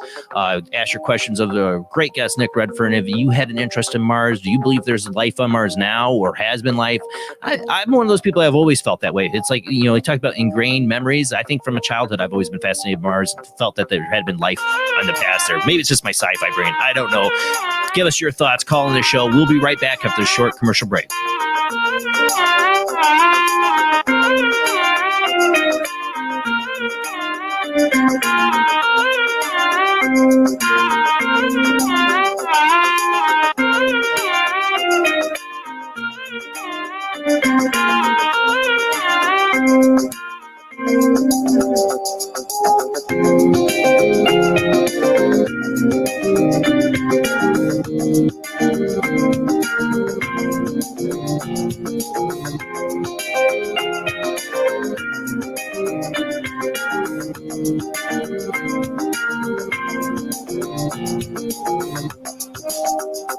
He is conducting an experiment into the combined effects of sensory deprivation and hallucinatory drugs. The subject of the experiment is himself, and the experiment is out of control. Ken Russell's Altered States, a film that must not be missed, is in the West End now. Altered States, Certificate X. Do you wish for more paranormal and spiritual content? The Paranormal Chronicles magazine is a free digital magazine crammed with the very best in paranormal and spiritual articles and features. No sign-up, no subscription, just free reading and knowledge for you. Read today at www.paranormalchronicles.com/magazine.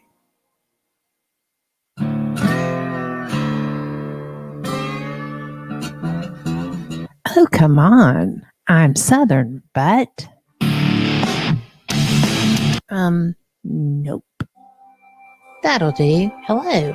I am Kat Hobson, host of Paranormal Experience here on WBHM Digital Broadcasting out of Birmingham, Alabama. I enjoy having guests from all areas of the paranormal, from ghosts to ufology to cryptids and beyond. You'll find some of the best researchers in their fields bringing you some great information. Join me on Wednesday nights from 8 to 10 p. Eastern here on WBHM Digital Broadcasting.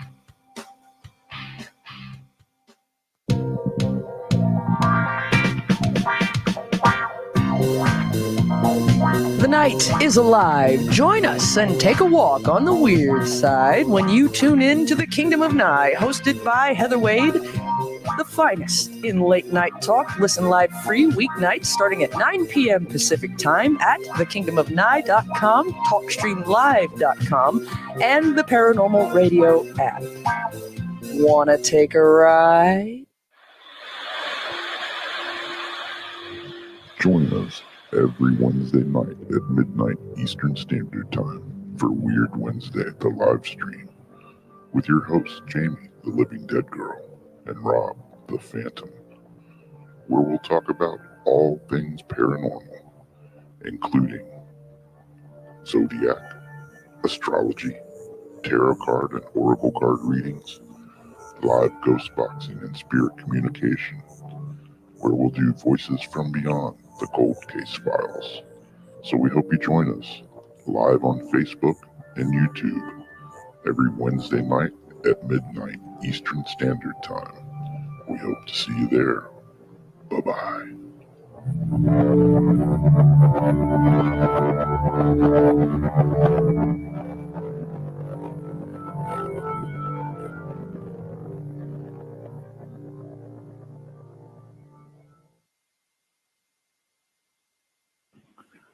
Paranormal Magazine is a new paranormal magazine based out of Denver, Colorado.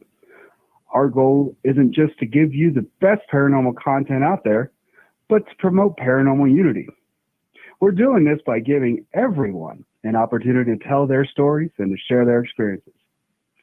For more information, follow us on Facebook at Paranormal Magazine and soon, paranormalmag.com. I've Never Met a Dead Person I Didn't Like is the extraordinary travels of a young, alone, and broke psychic in the highly anticipated new book from internationally renowned psychic, medium, medical intuitive, and best-selling author Sherry Dillard.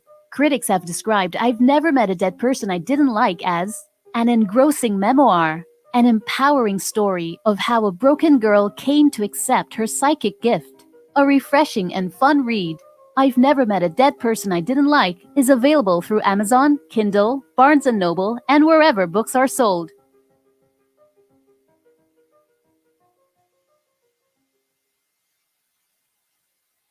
Tired of school? Who was Joan of Arc? Noah's wife? Like to travel? Let's go back into history. Let's reach out and touch someone. Want to meet people in the past? Put them in the Iron Maiden. Iron Maiden? Excellent! Execute them. Otis. Then hitch a ride with George Carlin, Keanu Reeves, and Alex Winter in Bill and Ted's Excellent Adventure from Orion Pictures.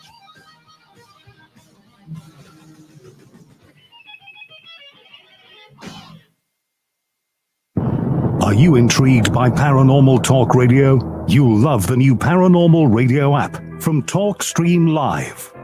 You'll find a great selection of talk shows covering UFOs, ghosts, strange phenomena, and much more. Download the Paranormal Radio app now and start listening to the very best in paranormal talk entertainment, including the network you're listening to right now, the Paranormal Radio app, free in Google Play and the iOS App Store. I've seen things you people wouldn't believe.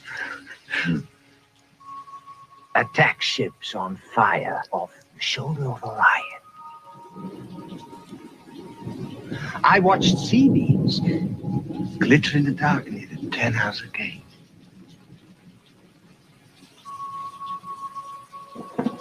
All those moments will be lost in time, like tears in rain.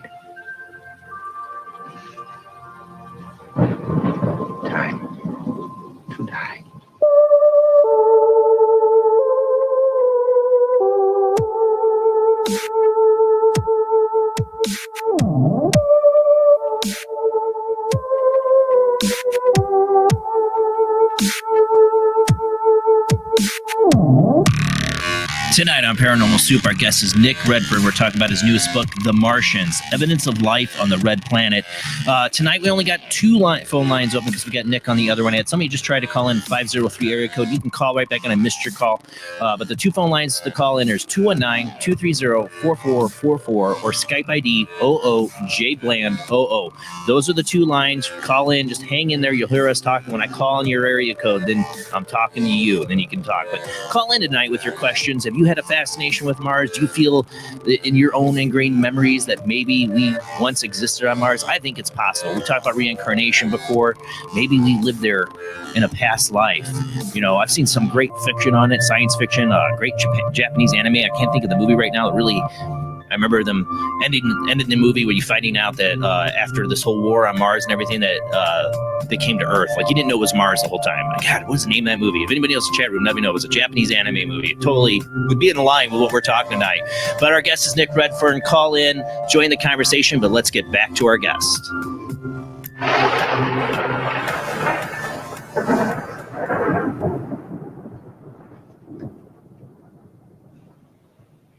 Still there with me, Nick? Yep, still here. We are not on being air. Abducted. Yeah, not been abducted, right?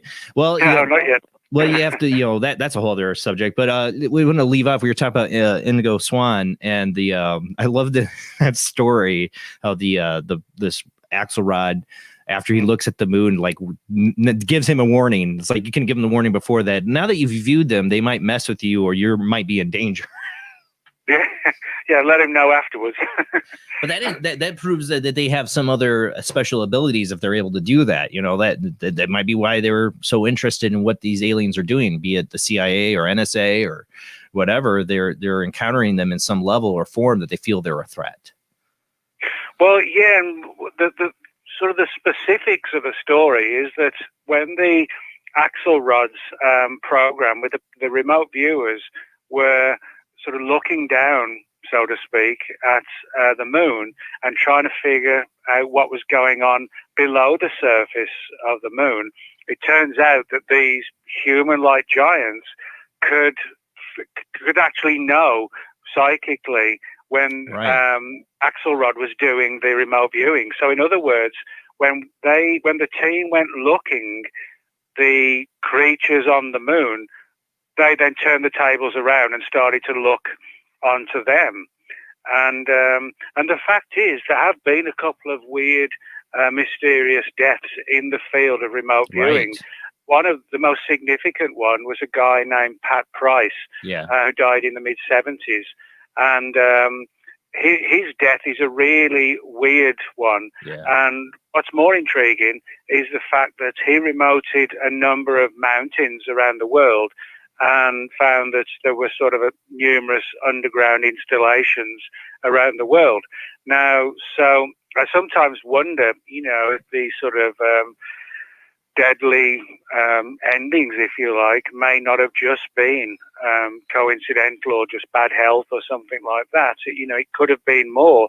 But I mean, it's actually kind of amusing in one sense that that the team that Axelrod was running, they specifically didn't let Swan know that, well, those creatures, whatever they are, can actually penetrate your mind as well. They waited until he got all the work done for them and then let them know the bad news. So, and it was bad news, the idea that we look at them and they almost instantaneously know that we're digging into their minds.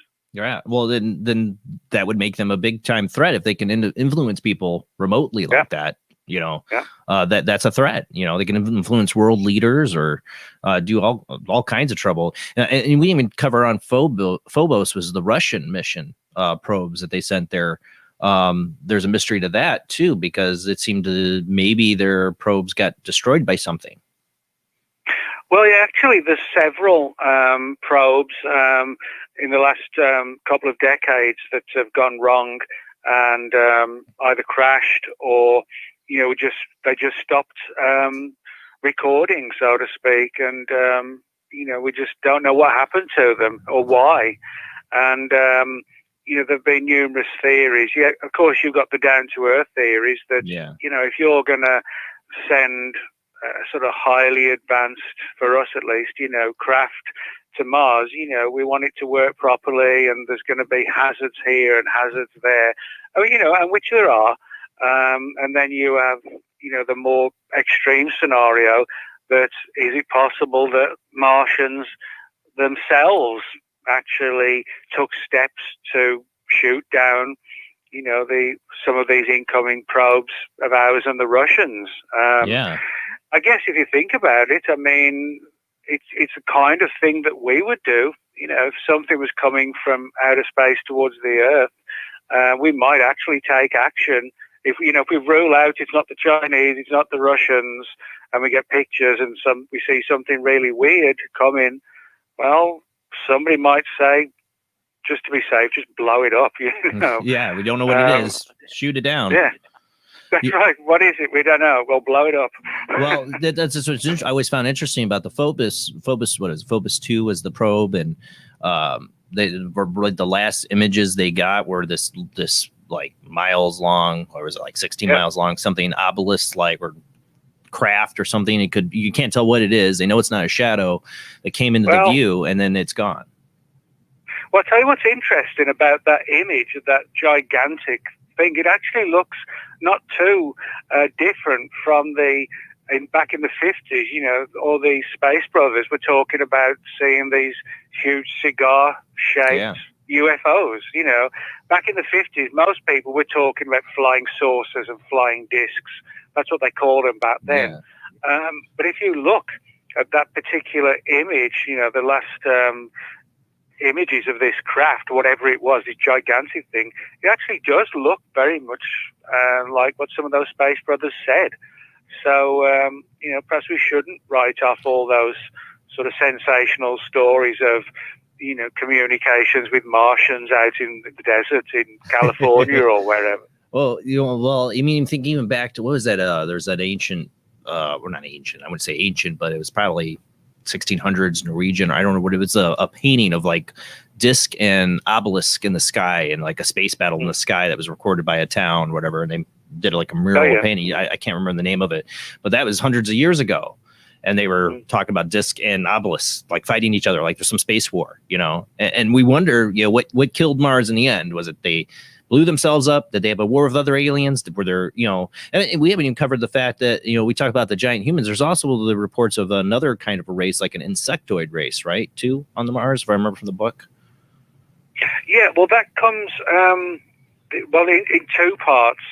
There's one which we can come to when we get to the pictures. One is a story that revolves around what's known as the facehugger photo. Rob, pull that one up. But also, Kimberly Rackley, when she was doing the remote viewing for me, Kim came up with these sort of large ant-like humanoid type creatures living underground on Mars. And I speculate in the book this might be related to the so-called ancient ant people that you can find in ancient folklore. So, like the Hopi Indians, I think it was the Hopi. Exactly. Yeah, exactly.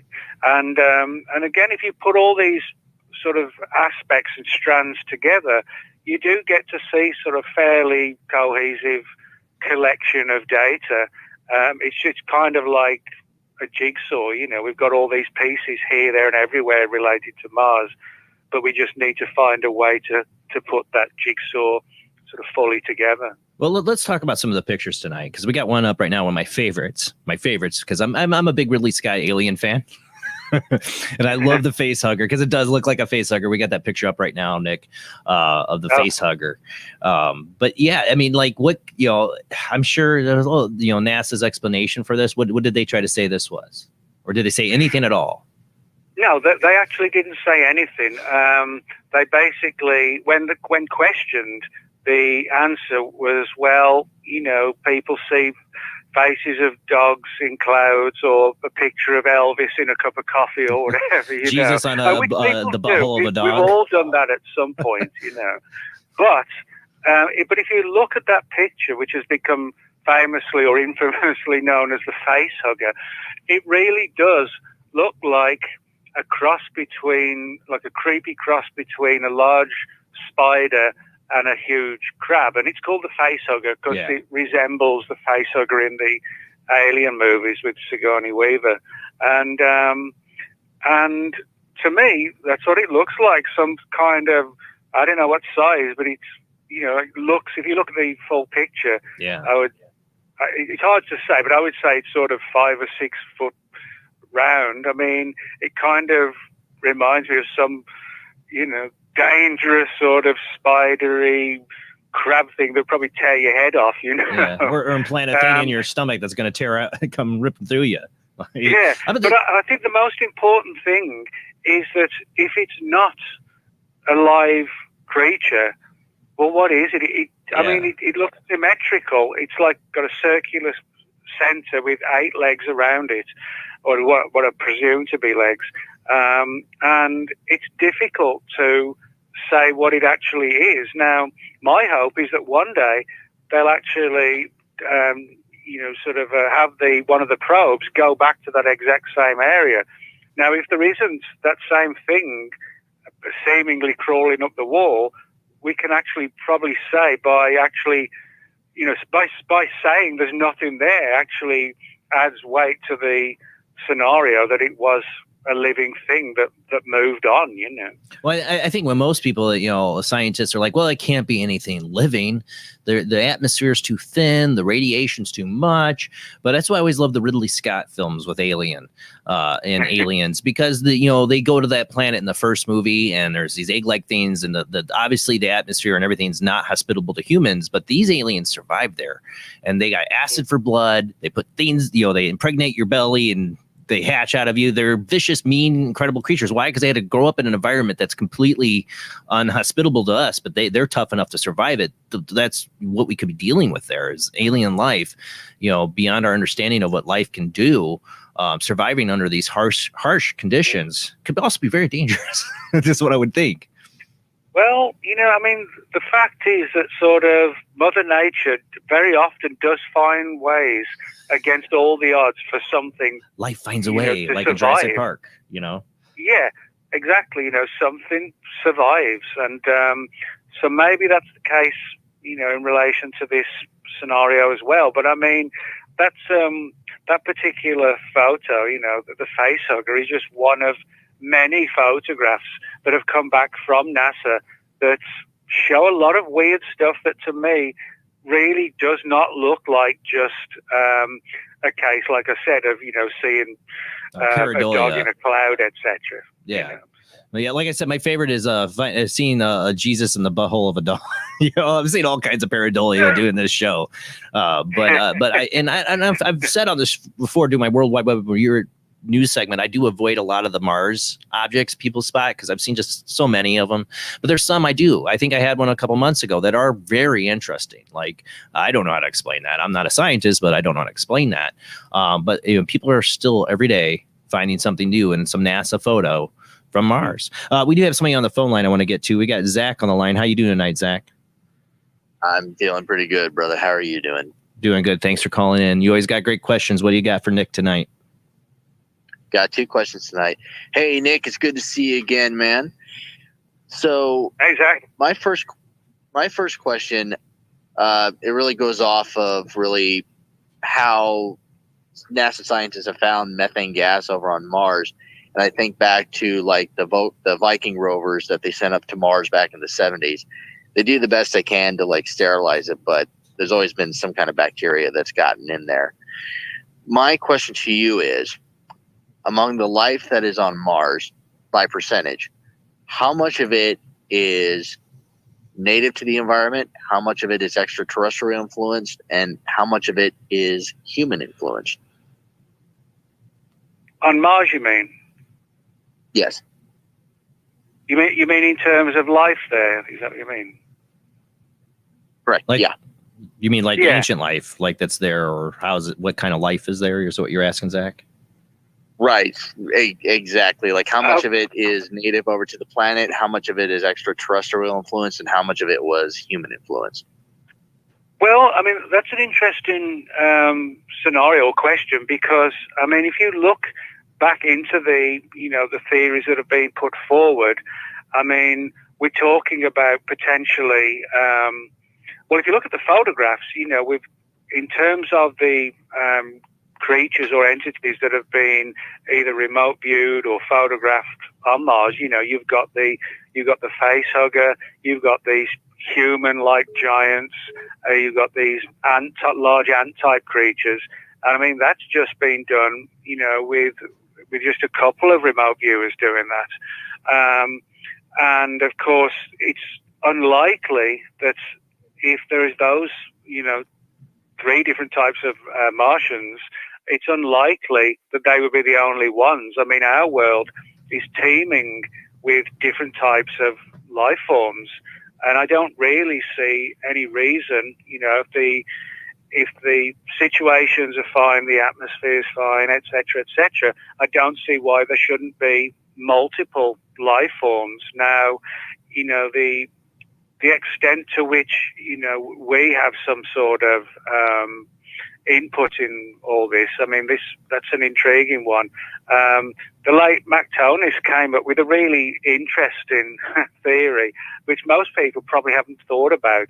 He wondered if there could have been an ancient human civilization, like maybe 500,000 years ago, that had a civilization far advanced of ours, and they made it to Mars, and they were responsible for creating the face on Mars and the pyramids, not Martians themselves, but actually ancient versions of us, which is an interesting theory. But if that was the case, then you could make an argument that there would have been huge input from the human race on Mars if there really was an ancient human civilization that made it to Mars. So, there's several different angles, that come into play when it relates to, how our input versus an extraterrestrial input on Mars might actually be. Okay, cool.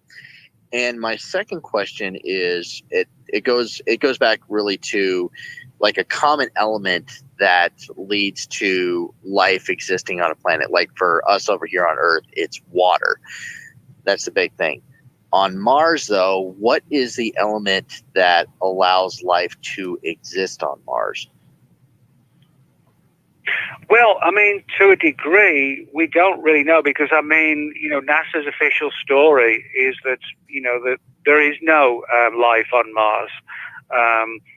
It's not like that they've said, something along the lines, well, this could be, a Martian life form. They actually have said we haven't found any evidence of life on Mars.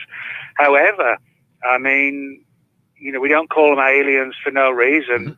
Alien, the word, I mean, could actually, suggest that we are dealing with something that is largely beyond our comprehension. I mean, I think we kind of assume to a significant degree, they're going to be very, very similar. Now, portions of the creatures on Mars could be.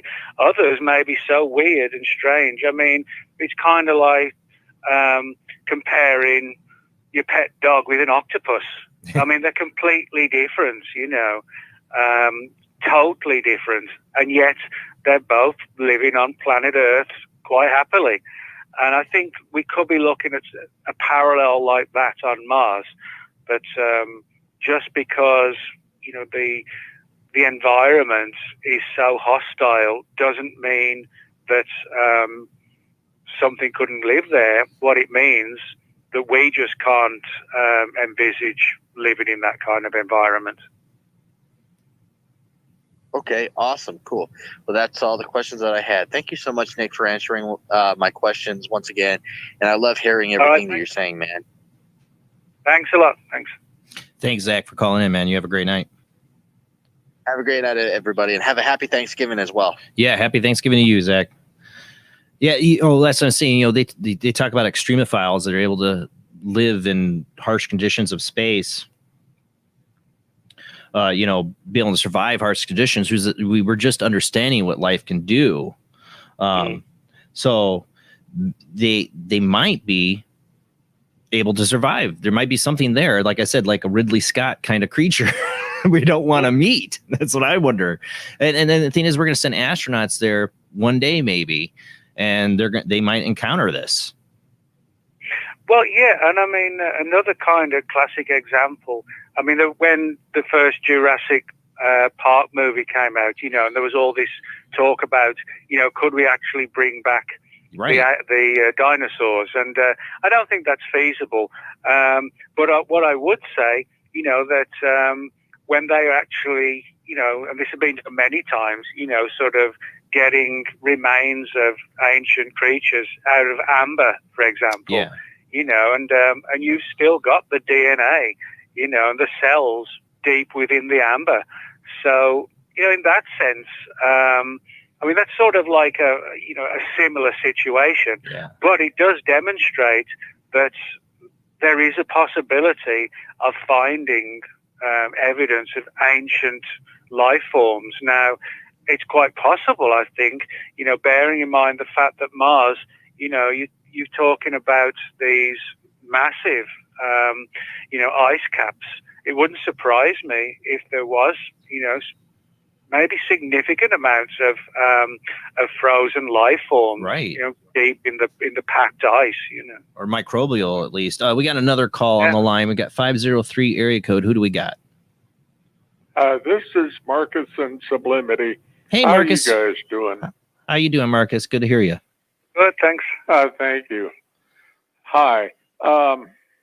First, thank you for helping me get through when you're one-handed, trying to cope with the vagaries of the modern improved technology, it says here. I'll always work with you, Marcus. Makes me want to, oh, geez. Frustration, somebody give me an axe. No, don't give me an axe. I might hurt myself with it. Anyway, good to talk to you and be dealing with a couple of rational human beings. And the sooner 2020 gets buried alive with a stake through its heart, the happier I will be personally. Same here. The whole issue. Good year at all. This is, oh man, if 2021 is not an improvement, this species is doomed. I mean, forget the Martians. That'll be the smallest of our problems. Anyway, I'm trying to concentrate my thoughts here. As I see it, the problem has been to expand our consciousness to communicate with not only each other, but ourselves. I mean, we are the Martians here. We are the alien life forms. And most of all, and worst of all, we are the Martians to ourselves and those we love and those we care about and those we are cared about by, if that makes grammatical sense. How we break through those barriers of isolation is a lifelong bafflement. I've learned tremendously since my stroke 7 years ago about the nature of my own limitations and the realities that I face, and those viewpoints have modified and mutated extensively. I don't think most people come up with the kinds of challenges that they've had to modify wholesale those viewpoints and try to make sense of this alien landscape called Earth, much less Mars. But circumstances, I think, are forcing our hand. To what extent do you think we human beings have the capability of breaking through these barriers, exceeding the limitations we believe we have, and actually getting enough of a grip on this thing called reality so that we can eventually come to understanding, at least a working approximation of an understanding of what these Martians are, what these UFOs are, who they're trying to contact, how they're trying to contact us. Are they meaning us harm or meaning us well, or is it a mixed bag? Have you guys got any I think you're asking the billion-dollar question there. On the whole subject of who we are and breaking through and the limitations? Because I'm blessed if I see much on the horizon. Are you basically asking, Marcus, like, when are we going to come to a realization that there's life on Mars? Among other things, whether we're going to come to a realization that there is life on Earth, and it's a lot more complex and a lot more differentiated and a lot trickier than our current belief systems are capable of handling. What are your thoughts on that, Nick? Well, yeah, I think there's, in relation to that, I think there's, way more than we know, about our history, our present, time, and the future. We may not even be able to envisage what the future might be. So I think, if we're sort of looking at us as a species, I think we can achieve much more than what we've done, over the years and decades and centuries. The problem is, I guess we're a species that, I won't say we're limited, because, everybody, I think, at some point or other has had sort of a psychic experience, whether it's like a weird synchronicity, you think about someone and then they phone you like 2 minutes later and you haven't spoken to them for 20 years, that kind of thing. And I think all of us have experienced psychic experiences, but the problem is most of us don't know how to do this regularly. And I think that's one of the problems as a species we have. We know that, there are weird things do happen, a lot of people do have a lot of great psychic abilities, and most of us, aren't able to control them. Other people, like, for example, like Kim Rackley, the remote viewer, Kim sort of, she's really, on the mark doing this. You ask me to do it, you might as well ask next door's cat, because I just don't know how to work my brain like that. So I think, in other words, we have incredible potential, I think, if we know how to work that incredible ability. And I think right now, most of us are sort of stumbling around a little bit, not seeing the big picture of how we could actually sort of elevate to another kind of level. So the jury is still out, and we've got a lot of growing up and a lot of learning to do then.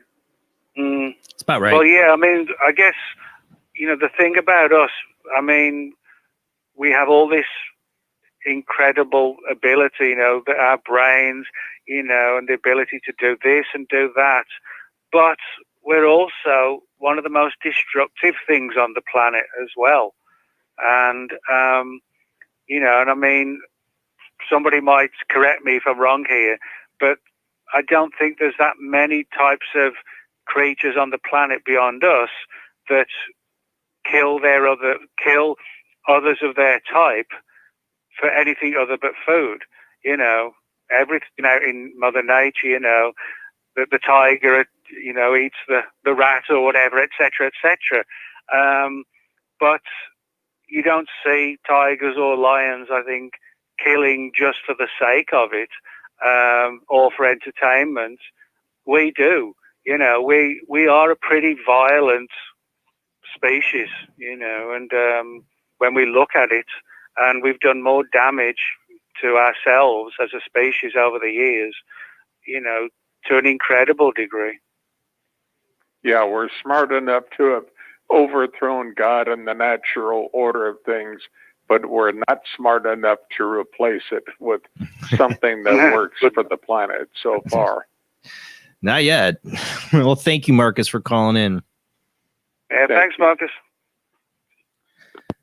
Now, what makes me, I love that conversation of, because I just talked about in the World Wide Web of Weird. I had my dog pass this last week, and I dreamt that whole death almost a year to the day. I had dreamt that whole death scene, and I had written it off because it was outside. And I'm like, why would they euthanize my dog outside? And I'd written it off, but that exact thing happened, the exact way it happened, like little details of it, all that I dreamt a year ago. I'm like, is that predestination? I mean, how does the brain do that? Like we're talking, when you dream of something of the future, I can see one thing aspect of people like remote viewing the past of Mars, but if you dream the future, man, that throws a lot of things out the window. Time, space, I don't know, predestination. There's so much more of our own consciousness we don't understand, let alone Mars. Well, I think the one important thing that issues like remote viewing tell us is that time, as we understand it, actually isn't as it really is. Right. If you've got a remote viewer who can really sort of project their mind into the distant past or into the future, then that suggests that time, as we understand it, isn't quite as it should be. Now, I admit that it's almost impossible to understand how you could see 3 weeks into the future an event that hasn't happened yet. I have no idea how that could happen. Unfortunately, I don't have an answer. Yeah, me neither. I think we've all had a situation like that. I mean, I had a situation once about 20 years ago, and I still remember it, and it wasn't anything amazing at all. I had a dream that I was at a party, and it was like a cocktail party kind of situation, and I probably dreamed for maybe a minute or two about it, but it was really graphic. And then about 3 years later, when my first book came out, I was invited to a book publishing company's party, and I'm not sort of exaggerating or lying or anything. The room and everything was identical to what was in that dream, like a couple of years prior. And I have no way to explain that. It was nothing amazing or, life-changing situation or some bizarre dream. It was just that I saw this cocktail party in a dream, and a couple of years later, it was exactly the same place. I know it was, but I have no way to understand how I could have seen something like that 2 years earlier, and when it hasn't happened. So, right. So I don't know how I've experienced how we that a deal lot. with that, because it's beyond us, really. Yeah, I've experienced that a lot in my life. I've had that with mundane, stupid things. It's like, so is everything predestined? Then we have no free will. I mean, it boggles the mind. But that's a whole other topic. It's a whole other topic. We're on Mars. Actually, Rob, can you go back to the last picture you had, because I want to talk about this too. I mean, one of the things we haven't covered is they've also found plant life on Mars. And or what it looks like, plant like trees, like banyan trees. I got one of the pictures up right now. Mm-hmm. Well, yeah, this is an interesting story, and it revolves around what are known as banyan trees. And we have banyan trees on Earth. They're basically, they sort of, they won't say that they're not completely parasitic, but they sort of feed upon other trees. And in relation to Mars, back in the 1990s, NASA took a number of pictures, aerial photographs, of what look astonishingly like bushes or trees on the surface of Mars, and they became known as the Martian banyan trees. Now, if you look at them, they don't look like any kind of bush or tree on the Earth, but then again, if you're talking about another planet, why would you expect their plants and their bushes and trees to look like ours? It would be incredible if they did look like ours. But if you look at these pictures, and one of them I've got reproduced in the book, and I think, did you say, Jason, you've got the picture up now? I do. Yeah.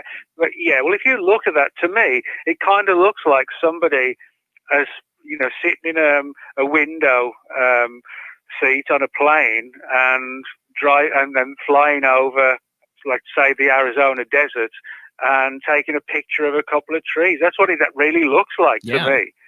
Now NASA sort of put down the scenario of ice particles, but I mean, to me, if you look at it, these really do look like bushes, trees, however you want to word it.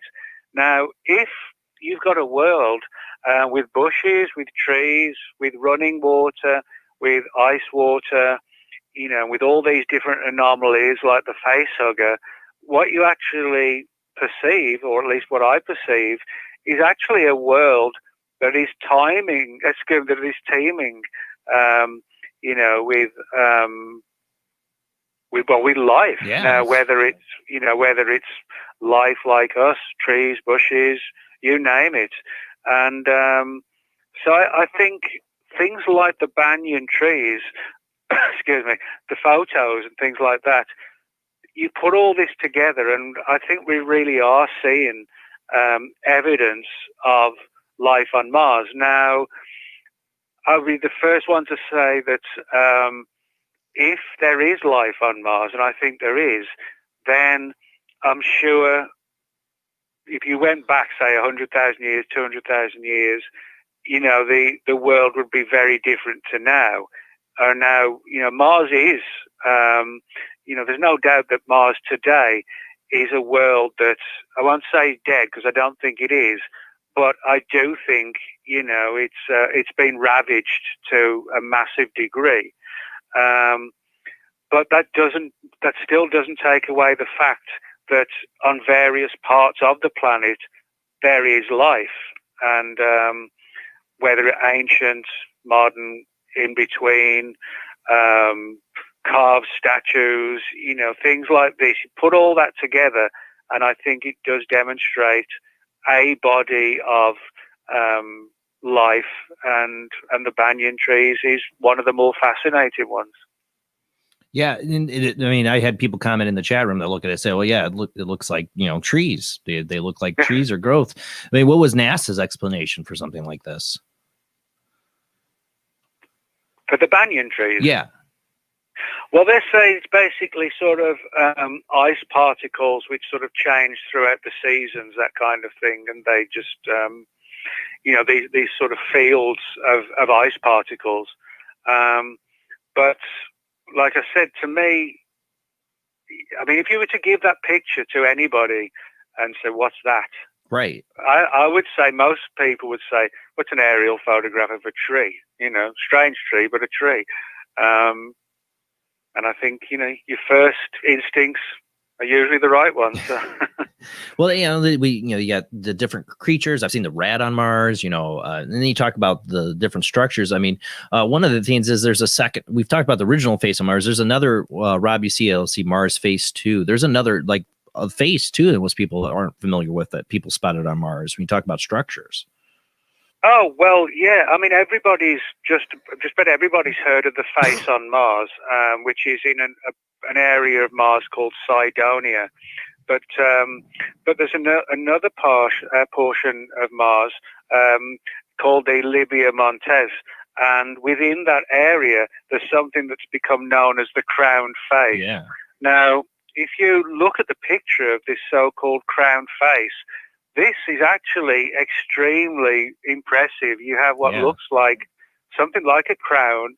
You've got two eyes, even with pupils, and between the eyes you've got a nose and two nostrils, lips and a chin, and it almost looks like it's got like a dimple in the chin. And I find that one really difficult to wipe that off as just again, you know, something that looks like something that it actually isn't. That one, for me, is far more impressive than the original face on Mars. I mean, you've actually got extreme detail in that one particular picture of the so-called crowned head, you know. Yeah. So, and again, but one of the most important things that I think a lot of people don't necessarily focus on is the fact that the face on Mars and the crowned face both of them look extremely human. Yeah. And I think that's a very important aspect of this story. And again, it kind of suggests some kind of interaction, biological connection between us and the Martians. I mean, I mentioned earlier in the question about, the difference between a dog and an octopus. They're totally different, but they're both on Earth. And yet, with a planet millions of miles away and, in our world as well, we have got images of things that creatures that look just like what we have on Earth, namely us. Yeah. And, I sometimes wonder if there could have been some kind of ancient seeding, as I mentioned earlier, of numerous races by one single ancient civilization. And maybe they did seed them on Mars, and maybe they seeded them on the Earth, and possibly that's why. And maybe the originators, the original ones, look just like us as well. And what's the best way to, never to forget them? Well, create one of these gigantic images, and you'll never forget, the creators that did it in the first place. Now that is speculative, but I mean, I think that's one of the most important things that that does really get overlooked. Well, namely the heads, the carved heads look like us. Well, I think it's what I felt at an early age, and when I was fascinated by the face of Mars, is I always felt if there was an ancient civilization that migrated here after the destruction of Mars, what's the best way for the first time humans? They understand technology. Eventually, humans or maybe that their people will forget where they came from. To let them know is to put the face of your species on the planet where they'll be able to see it with, a satellite one day or a probe, whatever, over the planet. It'd be the one way to get that message across. Like, this is where you're from. You recognize your own species in the face and features. Yeah, and I think, as a species, we tend to, people like artwork, whether it's paintings or sculptures, people go and see them. And maybe that's the same. Maybe aliens aren't so different to us after all, when it comes to the kind of things that impact on us may be the same kind of things that impact on them as well. I want to get this question I got in the chat room because Alan here. Hey, Alan, I've seen you trying to call in. Some reason this guy's phone call keeps going to the line Nick's on, even though it shouldn't. I have it totally shut down, but I don't know if it's a different out of area code and it just wants to go to my other cell phone. But he put his question here in the chat room, so I want to make sure I get it. He goes, I wanted to ask how Buzz Aldrin ties in on Mars. He has been very vocal about Phobos having an artificial structure. Then he went to the South Pole and had to be hospitalized or shipped out. I think the two are connected.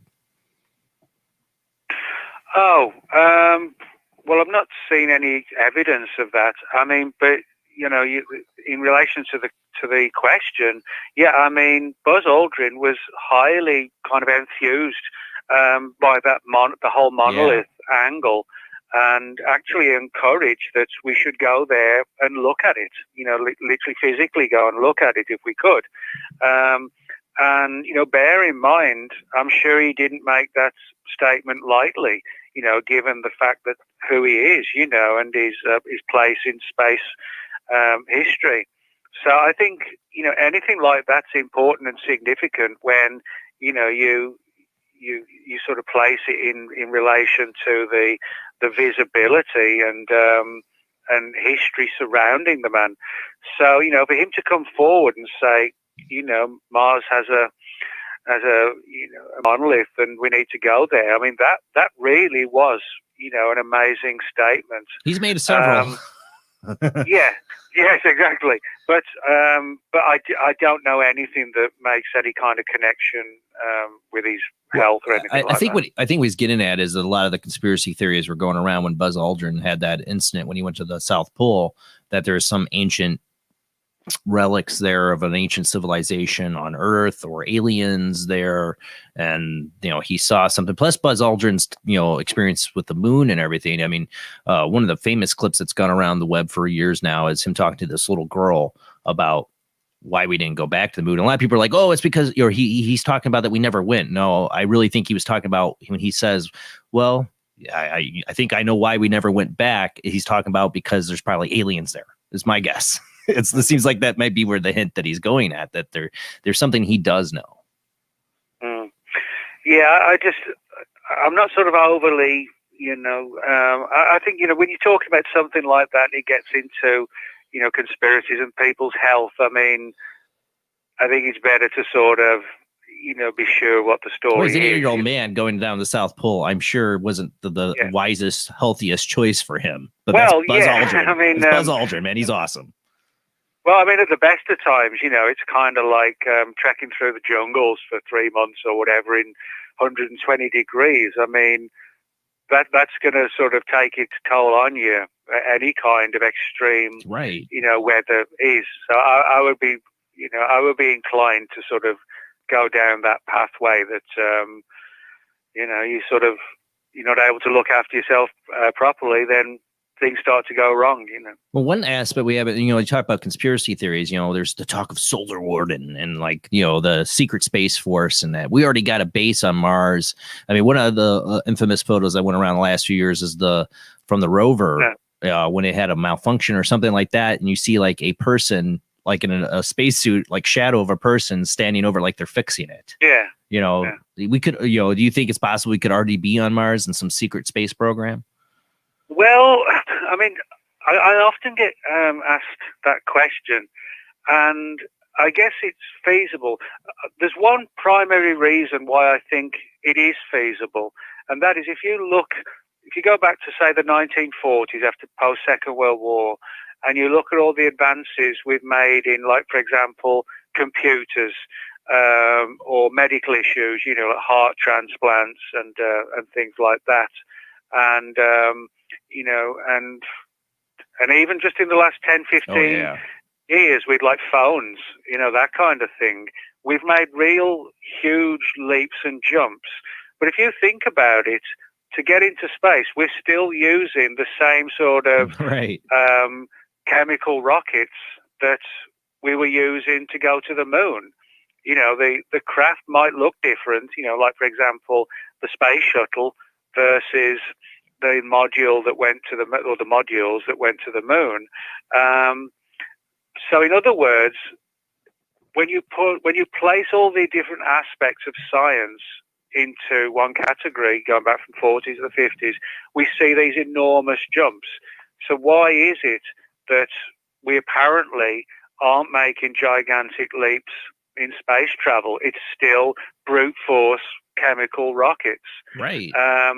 And that's one of the things that makes me think, well, really, considering everything else that's advanced, why is it that we're still using that same technology?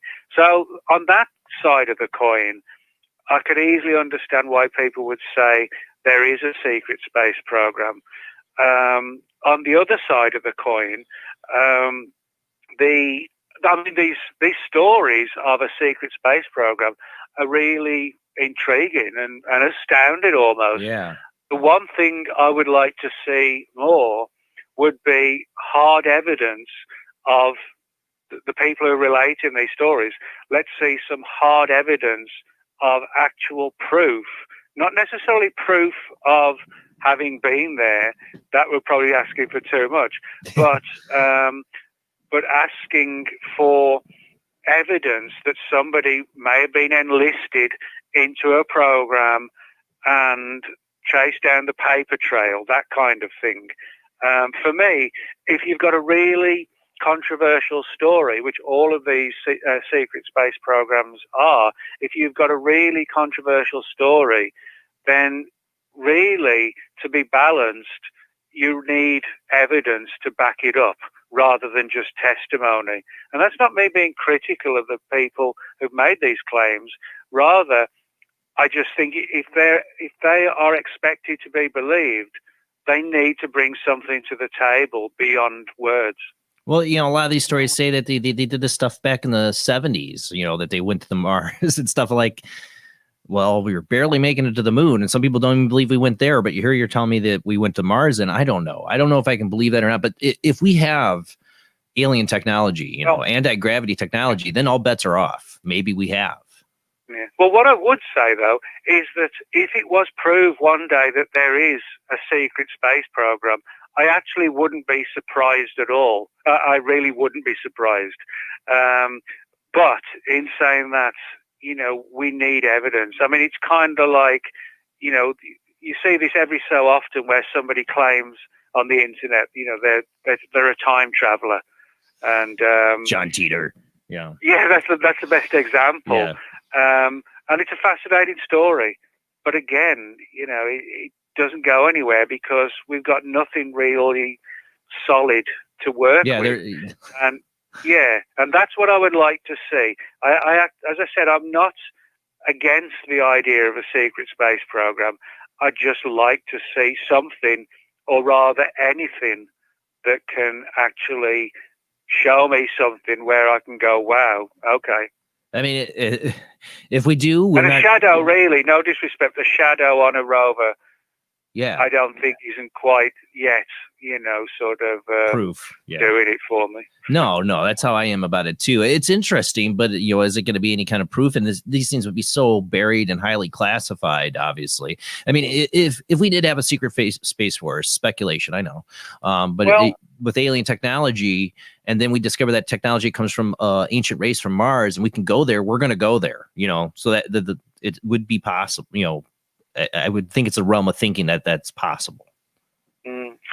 Well, and I mean, of course, we have this widely spread story that's gone back now like 15, 16, 17 years about that guy, Gary McKinnon, yes, who very unwisely decided to hack his way into the UFO secrets and claimed to have seen a document that talked about non-terrestrial officers. Right.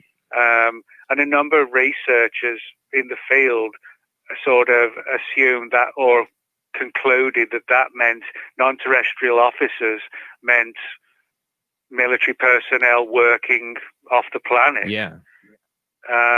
So, there are interesting snippets along these lines, but it's like any aspect of the paranormal or the ufological or conspiratorial, the more and more controversial it gets, you really have got to put down something that's really strong.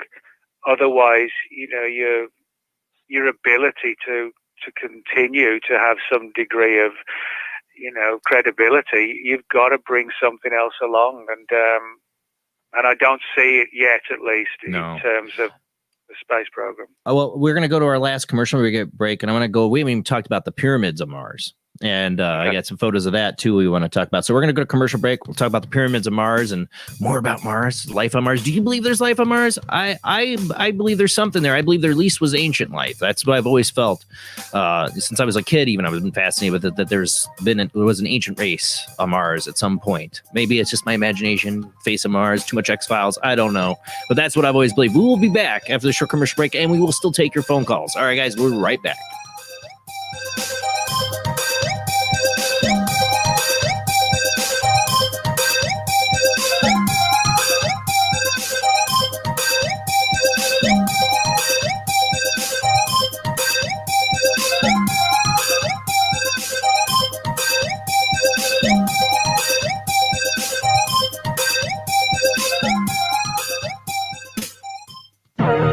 Intercepted transmission of unknown origin. Transmission? Out here? SOS. Human. Unknown. Alien. Certificate X. Exclusive engagement at the Odeon Leicester Square. Now. Any systematized transmission indicating a possible intelligent origin must be investigated. In space, no one can hear you scream.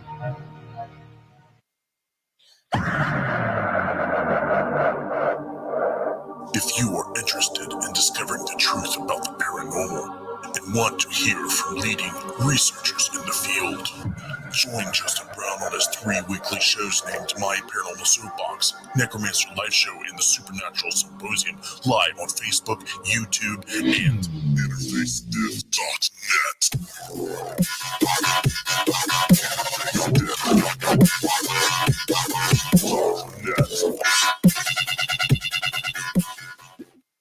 This is an APAC studio presentation.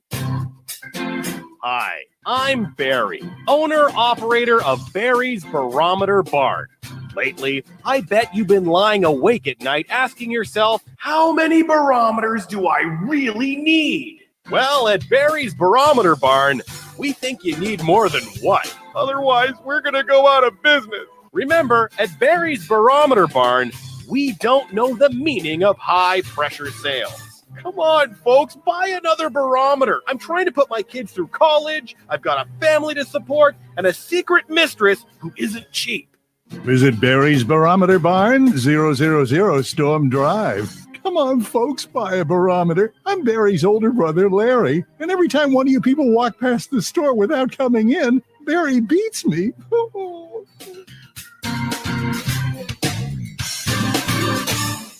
This has been a presentation from Tim Morgan's APAC Studio. For more almost professional amateur comic studio content, visit the APAC YouTube channel. Search APAC 2002. That's APAC 2002 on YouTube. When Alex Gardner is asleep, he has an extraordinary gift. The government wants it, the scientists want it, but to keep it may cost him his life. It might be better if Alex didn't sleep at all, but he cannot resist entering the dreamscape. Can you? See Dreamscape in the West End and all over London now, Certificate 15.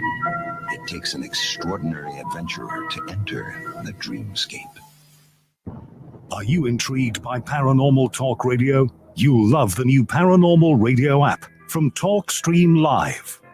You'll find a great selection of talk shows covering UFOs, ghosts, strange phenomena, and much more. Download the Paranormal Radio app now and start listening to the very best in paranormal talk entertainment, including the network you're listening to right now, the Paranormal Radio app, free in Google Play and the iOS App Store.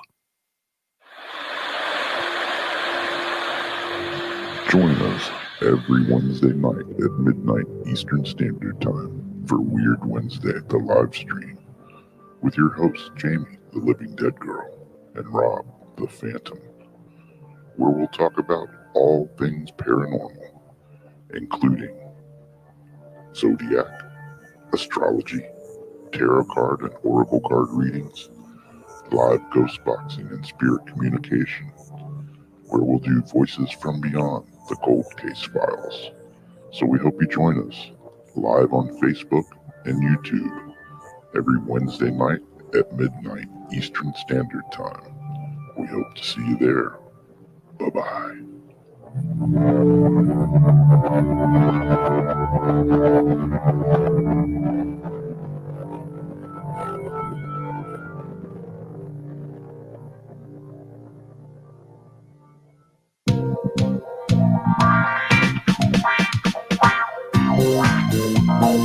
The night is alive. Join us and take a walk on the weird side when you tune in to the Kingdom of Nye, hosted by Heather Wade, the finest in late night talk. Listen live free weeknights starting at 9 p.m. Pacific time at thekingdomofnye.com, talkstreamlive.com, and the Paranormal Radio app.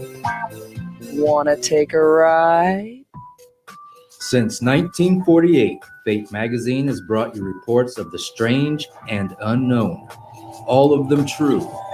Fate Radio is carrying on that tradition, bringing you the unusual, macabre, strange, and bizarre. Join host Kat Hobson Sunday nights from 8 to 10 p.m. Eastern on WBHM Digital Broadcasting.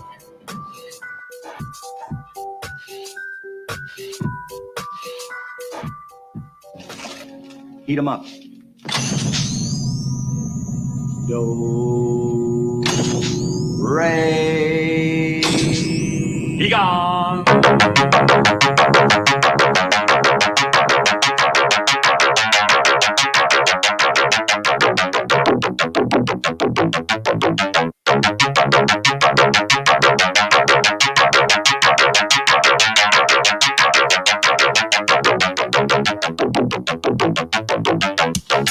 Tonight on Paranormal Soup, our guest is Nick Redfern. We're talking about his latest book, The Martians, Evidence of Life on the Red Planet. We haven't even got to the pyramids on Mars, which is fascinating alone, and I've showed some of the pictures tonight, Rob has, but we're going to get back to those. We are still taking our phone calls. There are two phone lines. I've had some issues tonight with one of the phone line, 219-230-4444. Some people, certain area codes might not let you call in. I don't know. It wouldn't let me call them back. But you can call in, try to call in on that number, or you can call in on the Skype ID OOJBLANDOO. That's OOJBlandOO. That's the Skype ID. Call in. We're taking calls on these questions. And like I said, I've always felt, of course, I'm the ancient aliens kind of guy, but I always felt that somehow we're connected to Mars. Maybe we came from Mars. Are the Martians here? I felt there's some connection there. I've seen it so much. One movie we didn't even talk about, I think it was Battlefield Earth. Is that what the name was? It was a horrible movie with John Travolta. But there's something that was always fascinating with that, was the giant aliens. Did anybody see that movie? The aliens were like tall and big, and they came here and they take over the planet. That was like a Scientology thing. But again, is that something alluding to our ancient past of these giant aliens? So much in our fiction. I'm a sci-fi geek, so I love it all. But we got a lot we've been talking about. We got a half an hour left of the show, so let's get back to our guests.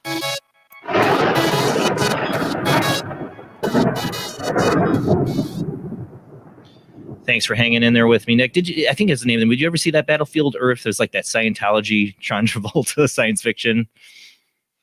No, I didn't actually. I know the one you mean. I didn't actually see that. No. Yeah, well, in that, I was thinking about it. In that, they're aliens with kind of like this large, kind of like domish kind of skull, and they're giants. I'm like, did what's his name? Well, what was the guy that came with Scientology that wrote that? L. Ron Hubbard. L. Ron Hubbard, to have some insight, or is he picking up on it too? I don't know. Yeah, maybe. His eating levels are high enough. He's picking up. I don't know. Well, don't forget that back in the late 40s, L. Ron Hubbard was big friends for a while with Jack Parsons, the rocket scientist. Yeah. They performed all sorts of rituals and like magical rituals and things like that. Well, yeah, they were raising their eating levels and picking up on ancient giant aliens, and I don't know. Scientology is way out there. Not picking on Scientology. I am open to all religions, whatever. But I'm just saying, that movie was awful. But I did pick up on like that idea of this. I was fascinated by the giant aliens in the movies. These giants that John Travolta played and all that, and the way it went down. It could have been a good movie. It wasn't for all the Scientology stuff. But anyways, the pyramids on Mars. That's another. Besides the face, there's a whole. Everybody's always spotting all these pyramids on Mars, and even near the face, the original face in Cydonia, there's a number of pyramids, correct? Well, yeah. I mean, this is sort of an interesting aspect because of the architecture, if that's the best word to use. But yeah, in Cydonia, which is where the face on Mars is, you've also got what's become known as the D and M pyramid, and this is a gigantic pyramid type shape. Which a lot of researchers believe is sort of the last remnants of a very heavily damaged real pyramid, possibly destroyed to a significant degree in the distant past. There's been speculations, of a war on Mars, between opposing people on or Martians on the planet. Right. And if you look at it, it does look like a pyramid that's suffered from a lot of damage. But there's a lesser known aspect to all this as well. And it revolves around what are known as the Twin Peaks. And they're basically photographs of two pyramid type structures on the surface of Mars, and they were taken on what was called the IMP camera on the Mars Pathfinder vehicle. Yeah. And it was photographed in July 1997. Now, if you look at these pictures, what you have in the blown up versions is in the background what looks superficially like a pyramid, and then in front of it there's something that looks not unlike a sphinx. What you've got is like a long body, a head, and what could be sort of like the legs of the Sphinx going out horizontal. Everybody's seen the Sphinx and what it looks like. You've got the body, the head, and the paws and limbs going outwards. And if you keep that image in your mind, you can see something that looks kind of like that. And we know from when the picture was taken and the distance, we know that whatever that is, it's a dark colored image, whatever it is. Hey, Rob. And it's significantly big as well. It's not like, that is not like a picture of something the size of like 6 feet long, where the perspective's different. We know that is a long, large, dark thing. Yeah, it's dark. It's darker. It's darker. We got it up on the screen. It's darker than everything else in the picture, like it's some kind of other structure or something there. Yeah, and it's difficult to say what it is. And, but if you look at it and you, as I said, you keep that image of the Sphinx in your mind and you've got behind it what looks a bit like a pyramid, it does make you think, wow, this is kind of sounds a bit like mirror imaging Egypt almost. And but what's particularly intriguing also is that there are other aspects of pictures taken in relation to like pyramids and the Egyptians. And one of these issues revolves around an extremely weird picture of what looks kind of like a photograph of the legendary entity, if you like, from ancient Egypt, Anubis, which is like this sort of half human, half jackal type creature. Yeah. And there's a really weird picture of what is purported by some people, at least, to be something that suggests maybe there's an Anubis connection to Mars as well. Now, the photograph is a weird one. There is no really good defined version of the picture. And the creature, if that's what it is, kind of looks a little bit like a stickman type creature.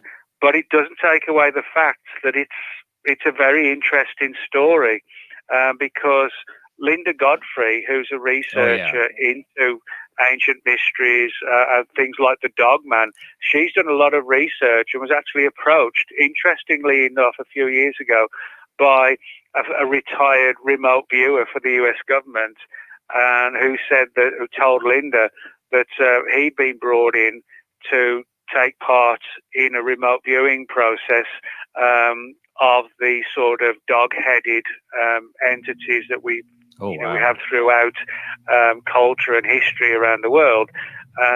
But they were also suggesting during the remote viewing program that these Anubis-type creatures were actually extraterrestrials.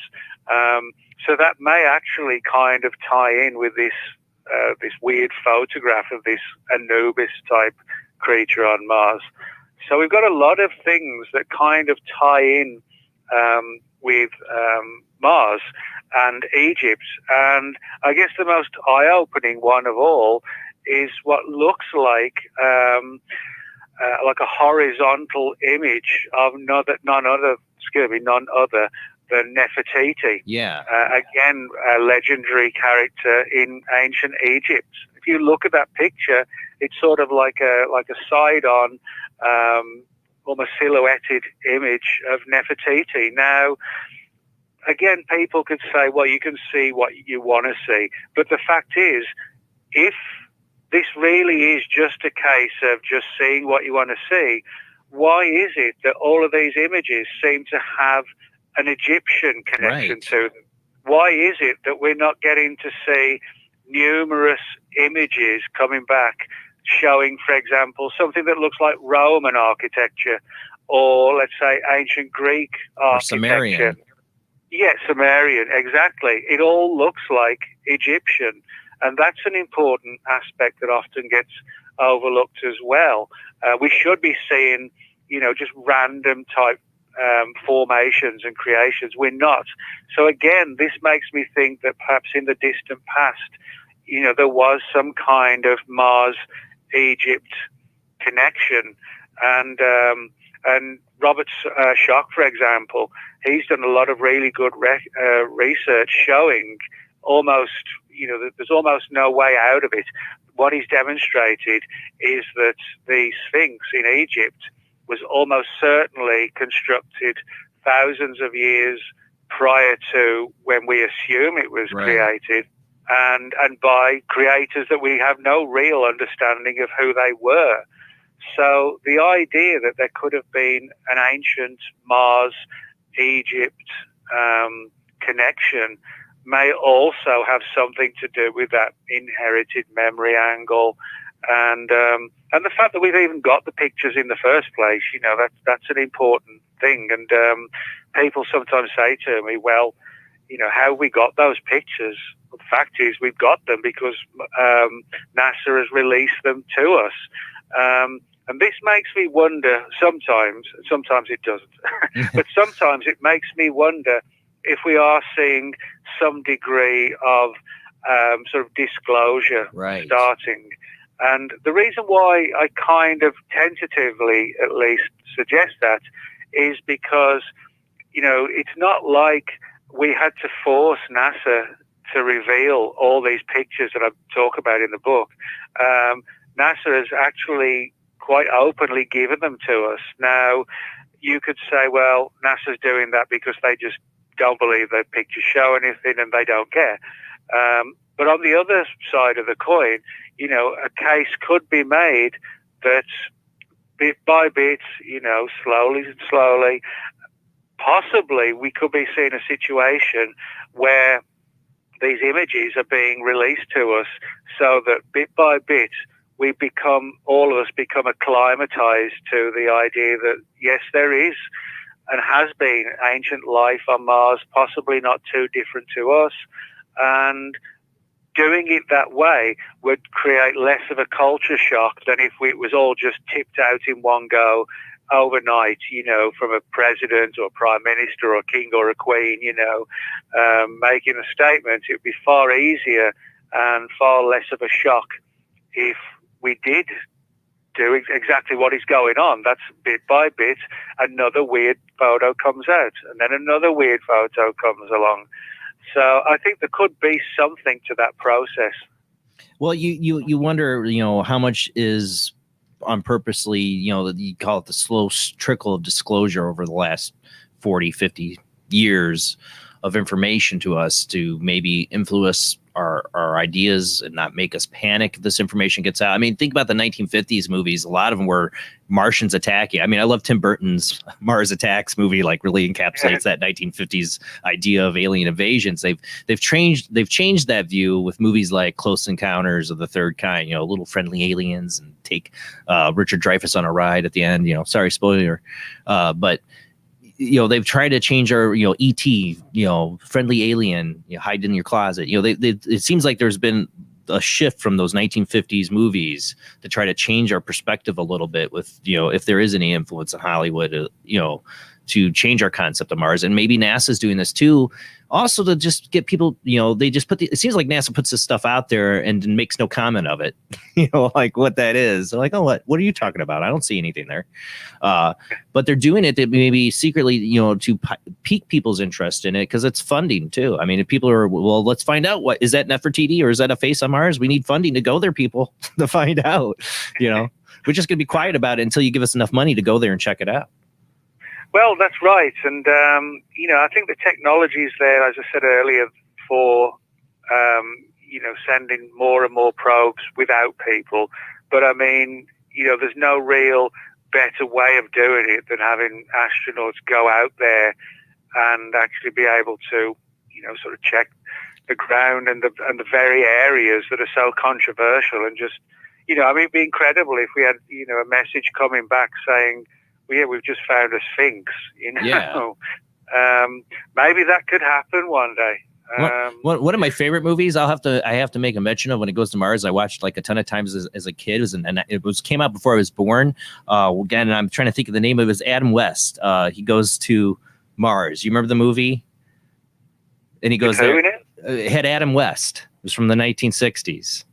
No, I don't know. Oh my God, what's the name of that movie? Anyway, he goes to Mars and as an astronaut. This is a 1960 movie of Adam West, and this is he gets stranded on the planet and he has to make oxygen by burning these rocks that just so happen to have oxygen that come out of them. It's totally cheesy, but there's so many aspects in the fascination with Mars that I've had since I was a kid. It's encapsulated in that movie of Adam West. Love Adam West. I've never heard of that one at all. No, yeah. Oh my God. And I wish I could think of the name of it now. It's too late. I can't think of the name of the dang movie. And I love that movie. I've saw it a billion times. Always rerun or something. This 1960s movie of Adam West. Robertson Caruso. Yes, thank you. On the Mars. Yes, Adam West, classic movie. But yeah, I mean, who's to say? That to me that we will get there. I don't know. What's Elon Musk's time frame he's got on it that he's trying to get us to Mars? Do you know? No, I'm not sure the exact dimensions in terms of how long it will take, but I think a lot of these kind of situations, we need to be sure that everything, not just the technology, but for the personnel as well, everything's just got to be 150% okay. Yeah. And well, I was watching Ancient Aliens on Mars just to get myself prepped for the show. And there's a woman on there that was basically has signed up to go on the Mars trip. I think a lot of that's canceled now. I don't know, but she had signed up to go on the Mars trip, and she's basically like, "I'm willing to die for this." I'm like, "Oh, you better be willing to die because that's what's going to happen. You're going to die there. We don't have the technology to bring you back." Yeah. Well, I mean, we in theory, there's no problem, getting back because when we went to Mars, we went to the moon, we brought them back. Yeah. So it's not impossible, but I think one of the big issues is the psychological aspect of being stuck inside for like possibly 4 years or something collectively. And the fact that even though we've run trials, that's not the same as actually being 300, thousands miles from Earth, and then it's going to be 2 million miles from Earth, and then it's 10 million, and then before you know it, it's like you're 90 million miles away, and then culture shock kind of hits you. I think a lot of those issues might have an unforeseen or a fairly unforeseen outcome. Well, just the fact is, like, you're all, somebody like this lady I saw in this Ancient Aliens is like, "I'm willing to die." You say that now, but you get on the ship, you get all the way out there, and then you have a panic attack because you realize I'm about to probably die doing this. I'm saying? I mean, people, you can only push the human mind so far before they really starts to think about its own demise and wants to not do that. It can affect people psychologically, going there. It's an incredible endeavor. Well, I don't think it just could affect them. I think it will affect them. I mean, at the end of the day, we're all only human, and there are going to be times in a 2 or 3 year journey each way, it is going to have an effect. And like I said, a lot of people, even the astronauts, probably take some comfort from the fact that when they're orbiting the Earth, they can see the Earth. It's huge to them when you're in orbit. 2 years into the flight, and you've got nothing. It's just blackness everywhere. It'd be like a claustrophobia. I still think that's still going to cause massive problems. Yeah. I did you see the Matt Damon? Was it The Martian? Yeah. Yeah. What'd you think of that movie? I thought it was good, and it was sort of done in a way that was plausible. I don't think I could survive on all those potatoes. Right? Oh, yeah, it was the best. And growing them in your own poo is the only way you had to survive. I thought it was really interesting. I honestly did like the movie. It was good, and it was, like I said, it was done in a plausible fashion that made it believable that if you really were stuck there, that you actually had a chance of getting back. And then how dangerous it would be. He barely makes that one out alive. And it's a good movie. I don't want to give too much away about the movie, but it also points out the fact of how dangerous this will be to try to do. I tell you, the one I did like was was it called Ghosts of Mars, the John Carpenter movie? Yes. Oh my God, you've seen that? Yes. Oh my God, and they're like it turns people like the colonists there like into monsters or whatever. Yeah, it was a good one. Yeah, that's a good one. I'm also a huge Doctor Who fan, and they covered it way back, in the 60s. That there was life, that there was a previous civilization on Mars. Doctor Who totally covered that. The ice soldiers or whatever they called them were from Mars, and they had a really good one too. They did like a miniseries, David Tennant, like a movie, Doctor Who movie, The Waters of Mars. That one is scary. I don't know if you've seen that. No, I haven't. No, in that they do the whole like build like a biodome, and there's these people there. Of course, Doctor shows up, and that's when everything goes to hell. Because they discover the water has some like some alien life in the water, and it infects the colonists, the few that are there on this base, and turns them into these monsters, basically that are trying to kill them. Of course, Doctor Who, but and everything goes to hell. But it's just we don't know what we're gonna deal with when you get there. Like I said, I'm a big Ridley Scott fan. You look at Prometheus, the way that he kind of gets into the ancient alien kind of deal of I forgot what he called them, the progenitors or whatever they were, creating life in that. But if there's something on Mars, I mean, look, there could be little pods there and face huggers or microbial stuff or the ghost of Mars or things that things could go could go really badly. Multiple ways. I mean, it could. I mean, you only have to look at, the world today. I mean, like a pandemic. I mean, a terrible situation, right. That so many people dying, and all over the place. I mean, something like that could be even worse. If, right. Say, for example, we brought back not a terrestrial virus that we could at least have some degree of being able to combat it. But you imagine we've got to try and understand an extraterrestrial virus. I mean, if that ever happened, I mean, that could be... Right. We could have no way of figuring it out because we literally have no kind of ability to deal with something that is actually not even from this planet. Well, we've talked about, the possibility of asteroids or meteorites that have come to Earth and actually disease coming from it. From the asteroid or meteorite, from the that actually viruses and that can actually come from that. They can survive the space and live in there, and they hit the Earth, and now it releases a whole new virus on us. Yeah, so there's a lot of things that we could do of our own making. Unfortunately, could effectively could have a major bad situation for us. Imagine you do this. Then I think about this. So you're that astronaut, okay? You go to Mars. All right, you make that whole long trip. You get there. You set up base camp. Maybe it's set up before you get there, which I think is going to happen if they ever do it. They'll have robots go set up stuff first. But you get there and you got a base, and you're going to you got to get water. You got to get water. You got to be able to grow plants. You got to be able to sustain. But this is all in Martian soil and Martian water that has its own microbes and could be possibly diseases. Imagine be the first per human to drink Martian water. That would be I don't know if I'd want to be that person. Well, yeah, I mean that's an important one because the one thing we can't live without is water. Yeah. No matter who you are, everybody's got to have water. In fact, just about everything on the planet needs water. And I would guess, that that's the same on Mars as well, I would think.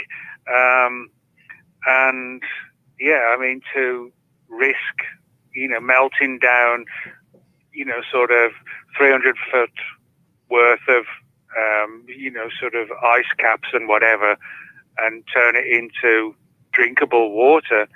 I mean, I would be pretty reluctant. I'd like to be the fourth person who to try Martian water. You'll let other people go ahead of me on this one. I won't be the first. That's good. That's all right. I wouldn't want to be the first one to drink that cup of water, and I'd want to be like the last one and wait a couple weeks.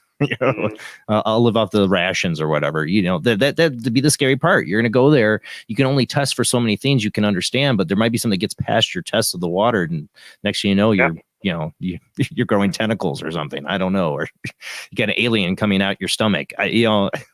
That'd be the pessimist in me, maybe. But this is all the fascinating things about where we're heading in the future. If we have like this ingrained memory of Mars, maybe we come from the past, wherever it be, we're trying to head there. It seems that it is the push eventually to head there. I mean, even the pioneer von Braun had a fascinating. He didn't even care about the moon. He wanted to go to Mars. Oh yeah, he had a big fascination for Mars. That guy. Yeah, I mean, he did a whole Disney special on it and everything. The original plans. Moon's just the stepping stone. I think our NASA's whole mission is to get to Mars. But like I said, funding, will it happen? I don't know. Elon Musk, I don't know if he'll get it there. I don't know. I have my serious doubts it's going to happen as soon as a lot of people are speculating. I think funding is going to be a big issue because it's super expensive. I think the big issue of all is the time frame. I don't dispute at all that we won't be able to get there. I think we will. Yeah. I think we'll have the technology. But if you're going to take people, that it's not going to be the stumbling block. It's just going to take a huge amount longer, I think, because we're people, and really, we're fairly fragile, and when we're sort of out on our own. So I think that's an important. It's robots we need to send first. I see as we need to send robots, and what's most frustrating to me is like, why don't all the question about Cydonia and the face? It's like, why don't we have a rover driving right up to it? Yeah. What I'm reading is he's anticipating towards like 2024. But that was the plan to go to the moon, back to the moon. I know that, and that's in doubt even. But yeah, I think I've heard him say that Mars. Too. Yeah, I doubt that'll happen. Sorry, Elon. Yeah. I doubt you're going to get there in 2024.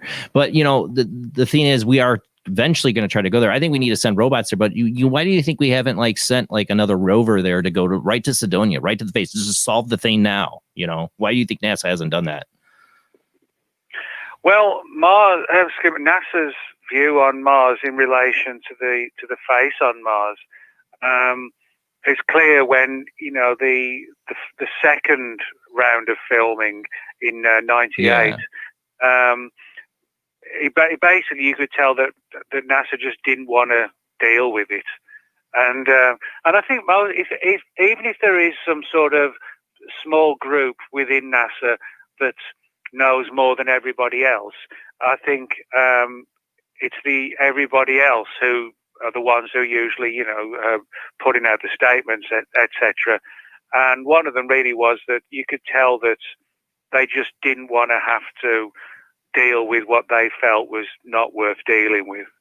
Now, that doesn't mean that there aren't other people in NASA who may know more, but the vast majority, I think, in NASA just don't want to deal with the face on Mars or because they can't explain the Anubis picture or the face hugger. I think most of them just don't want to have to be bothered with that kind of stuff because they don't perceive it having any validity to it. Whereas I think there is validity to it. Yeah, it comes down to they can't explain it, so they don't want to talk about it. Well, that's the end of the show. Thank you so much, Nick, for being on tonight. It's a true honor to have you back on. We definitely got to do it again when you get. I know you got another book coming. You always do. And I can't wait for your next book and have you on. All right. Thanks a lot, Jason. All right, guys, that's it for the show. We will be back next Sunday with Penelope Jean Hayes and Carol Serene, the authors of Likely Futures 1 and 2 and Due Unto Earth. I think it's Carol Serene who's a channeler, channels a certain entity, and Penelope journals it all. So they're going to be on for the first time next Sunday, same bad time, same bad channel, 10 p.m. to 1 a.m. Central, 11 p.m. to 2 a.m. Eastern, 8 p.m. to 11 p.m. Pacific time. Thanks to everyone who shares the show out. We are on Parler too, and anybody on Parler, please echo out the show when I share it. That helps get it to new audiences there. But everybody who shares the show out on Facebook, shares the YouTube link out, thank you so much. It's the biggest help. And thank you to my Patreons. You do help pay the bills. It's $2 a month if you want to help pay the cost for the show because it's not free. So far, Patreon Patreon's paying for about half the bill. That's a big help. If you want to donate, help pay for the show, $2 a month. I will be trying to start getting, I always promise this, but I am going to try to start getting some more exclusive content to that soon. All right, guys, thanks for watching. We'll see you next week.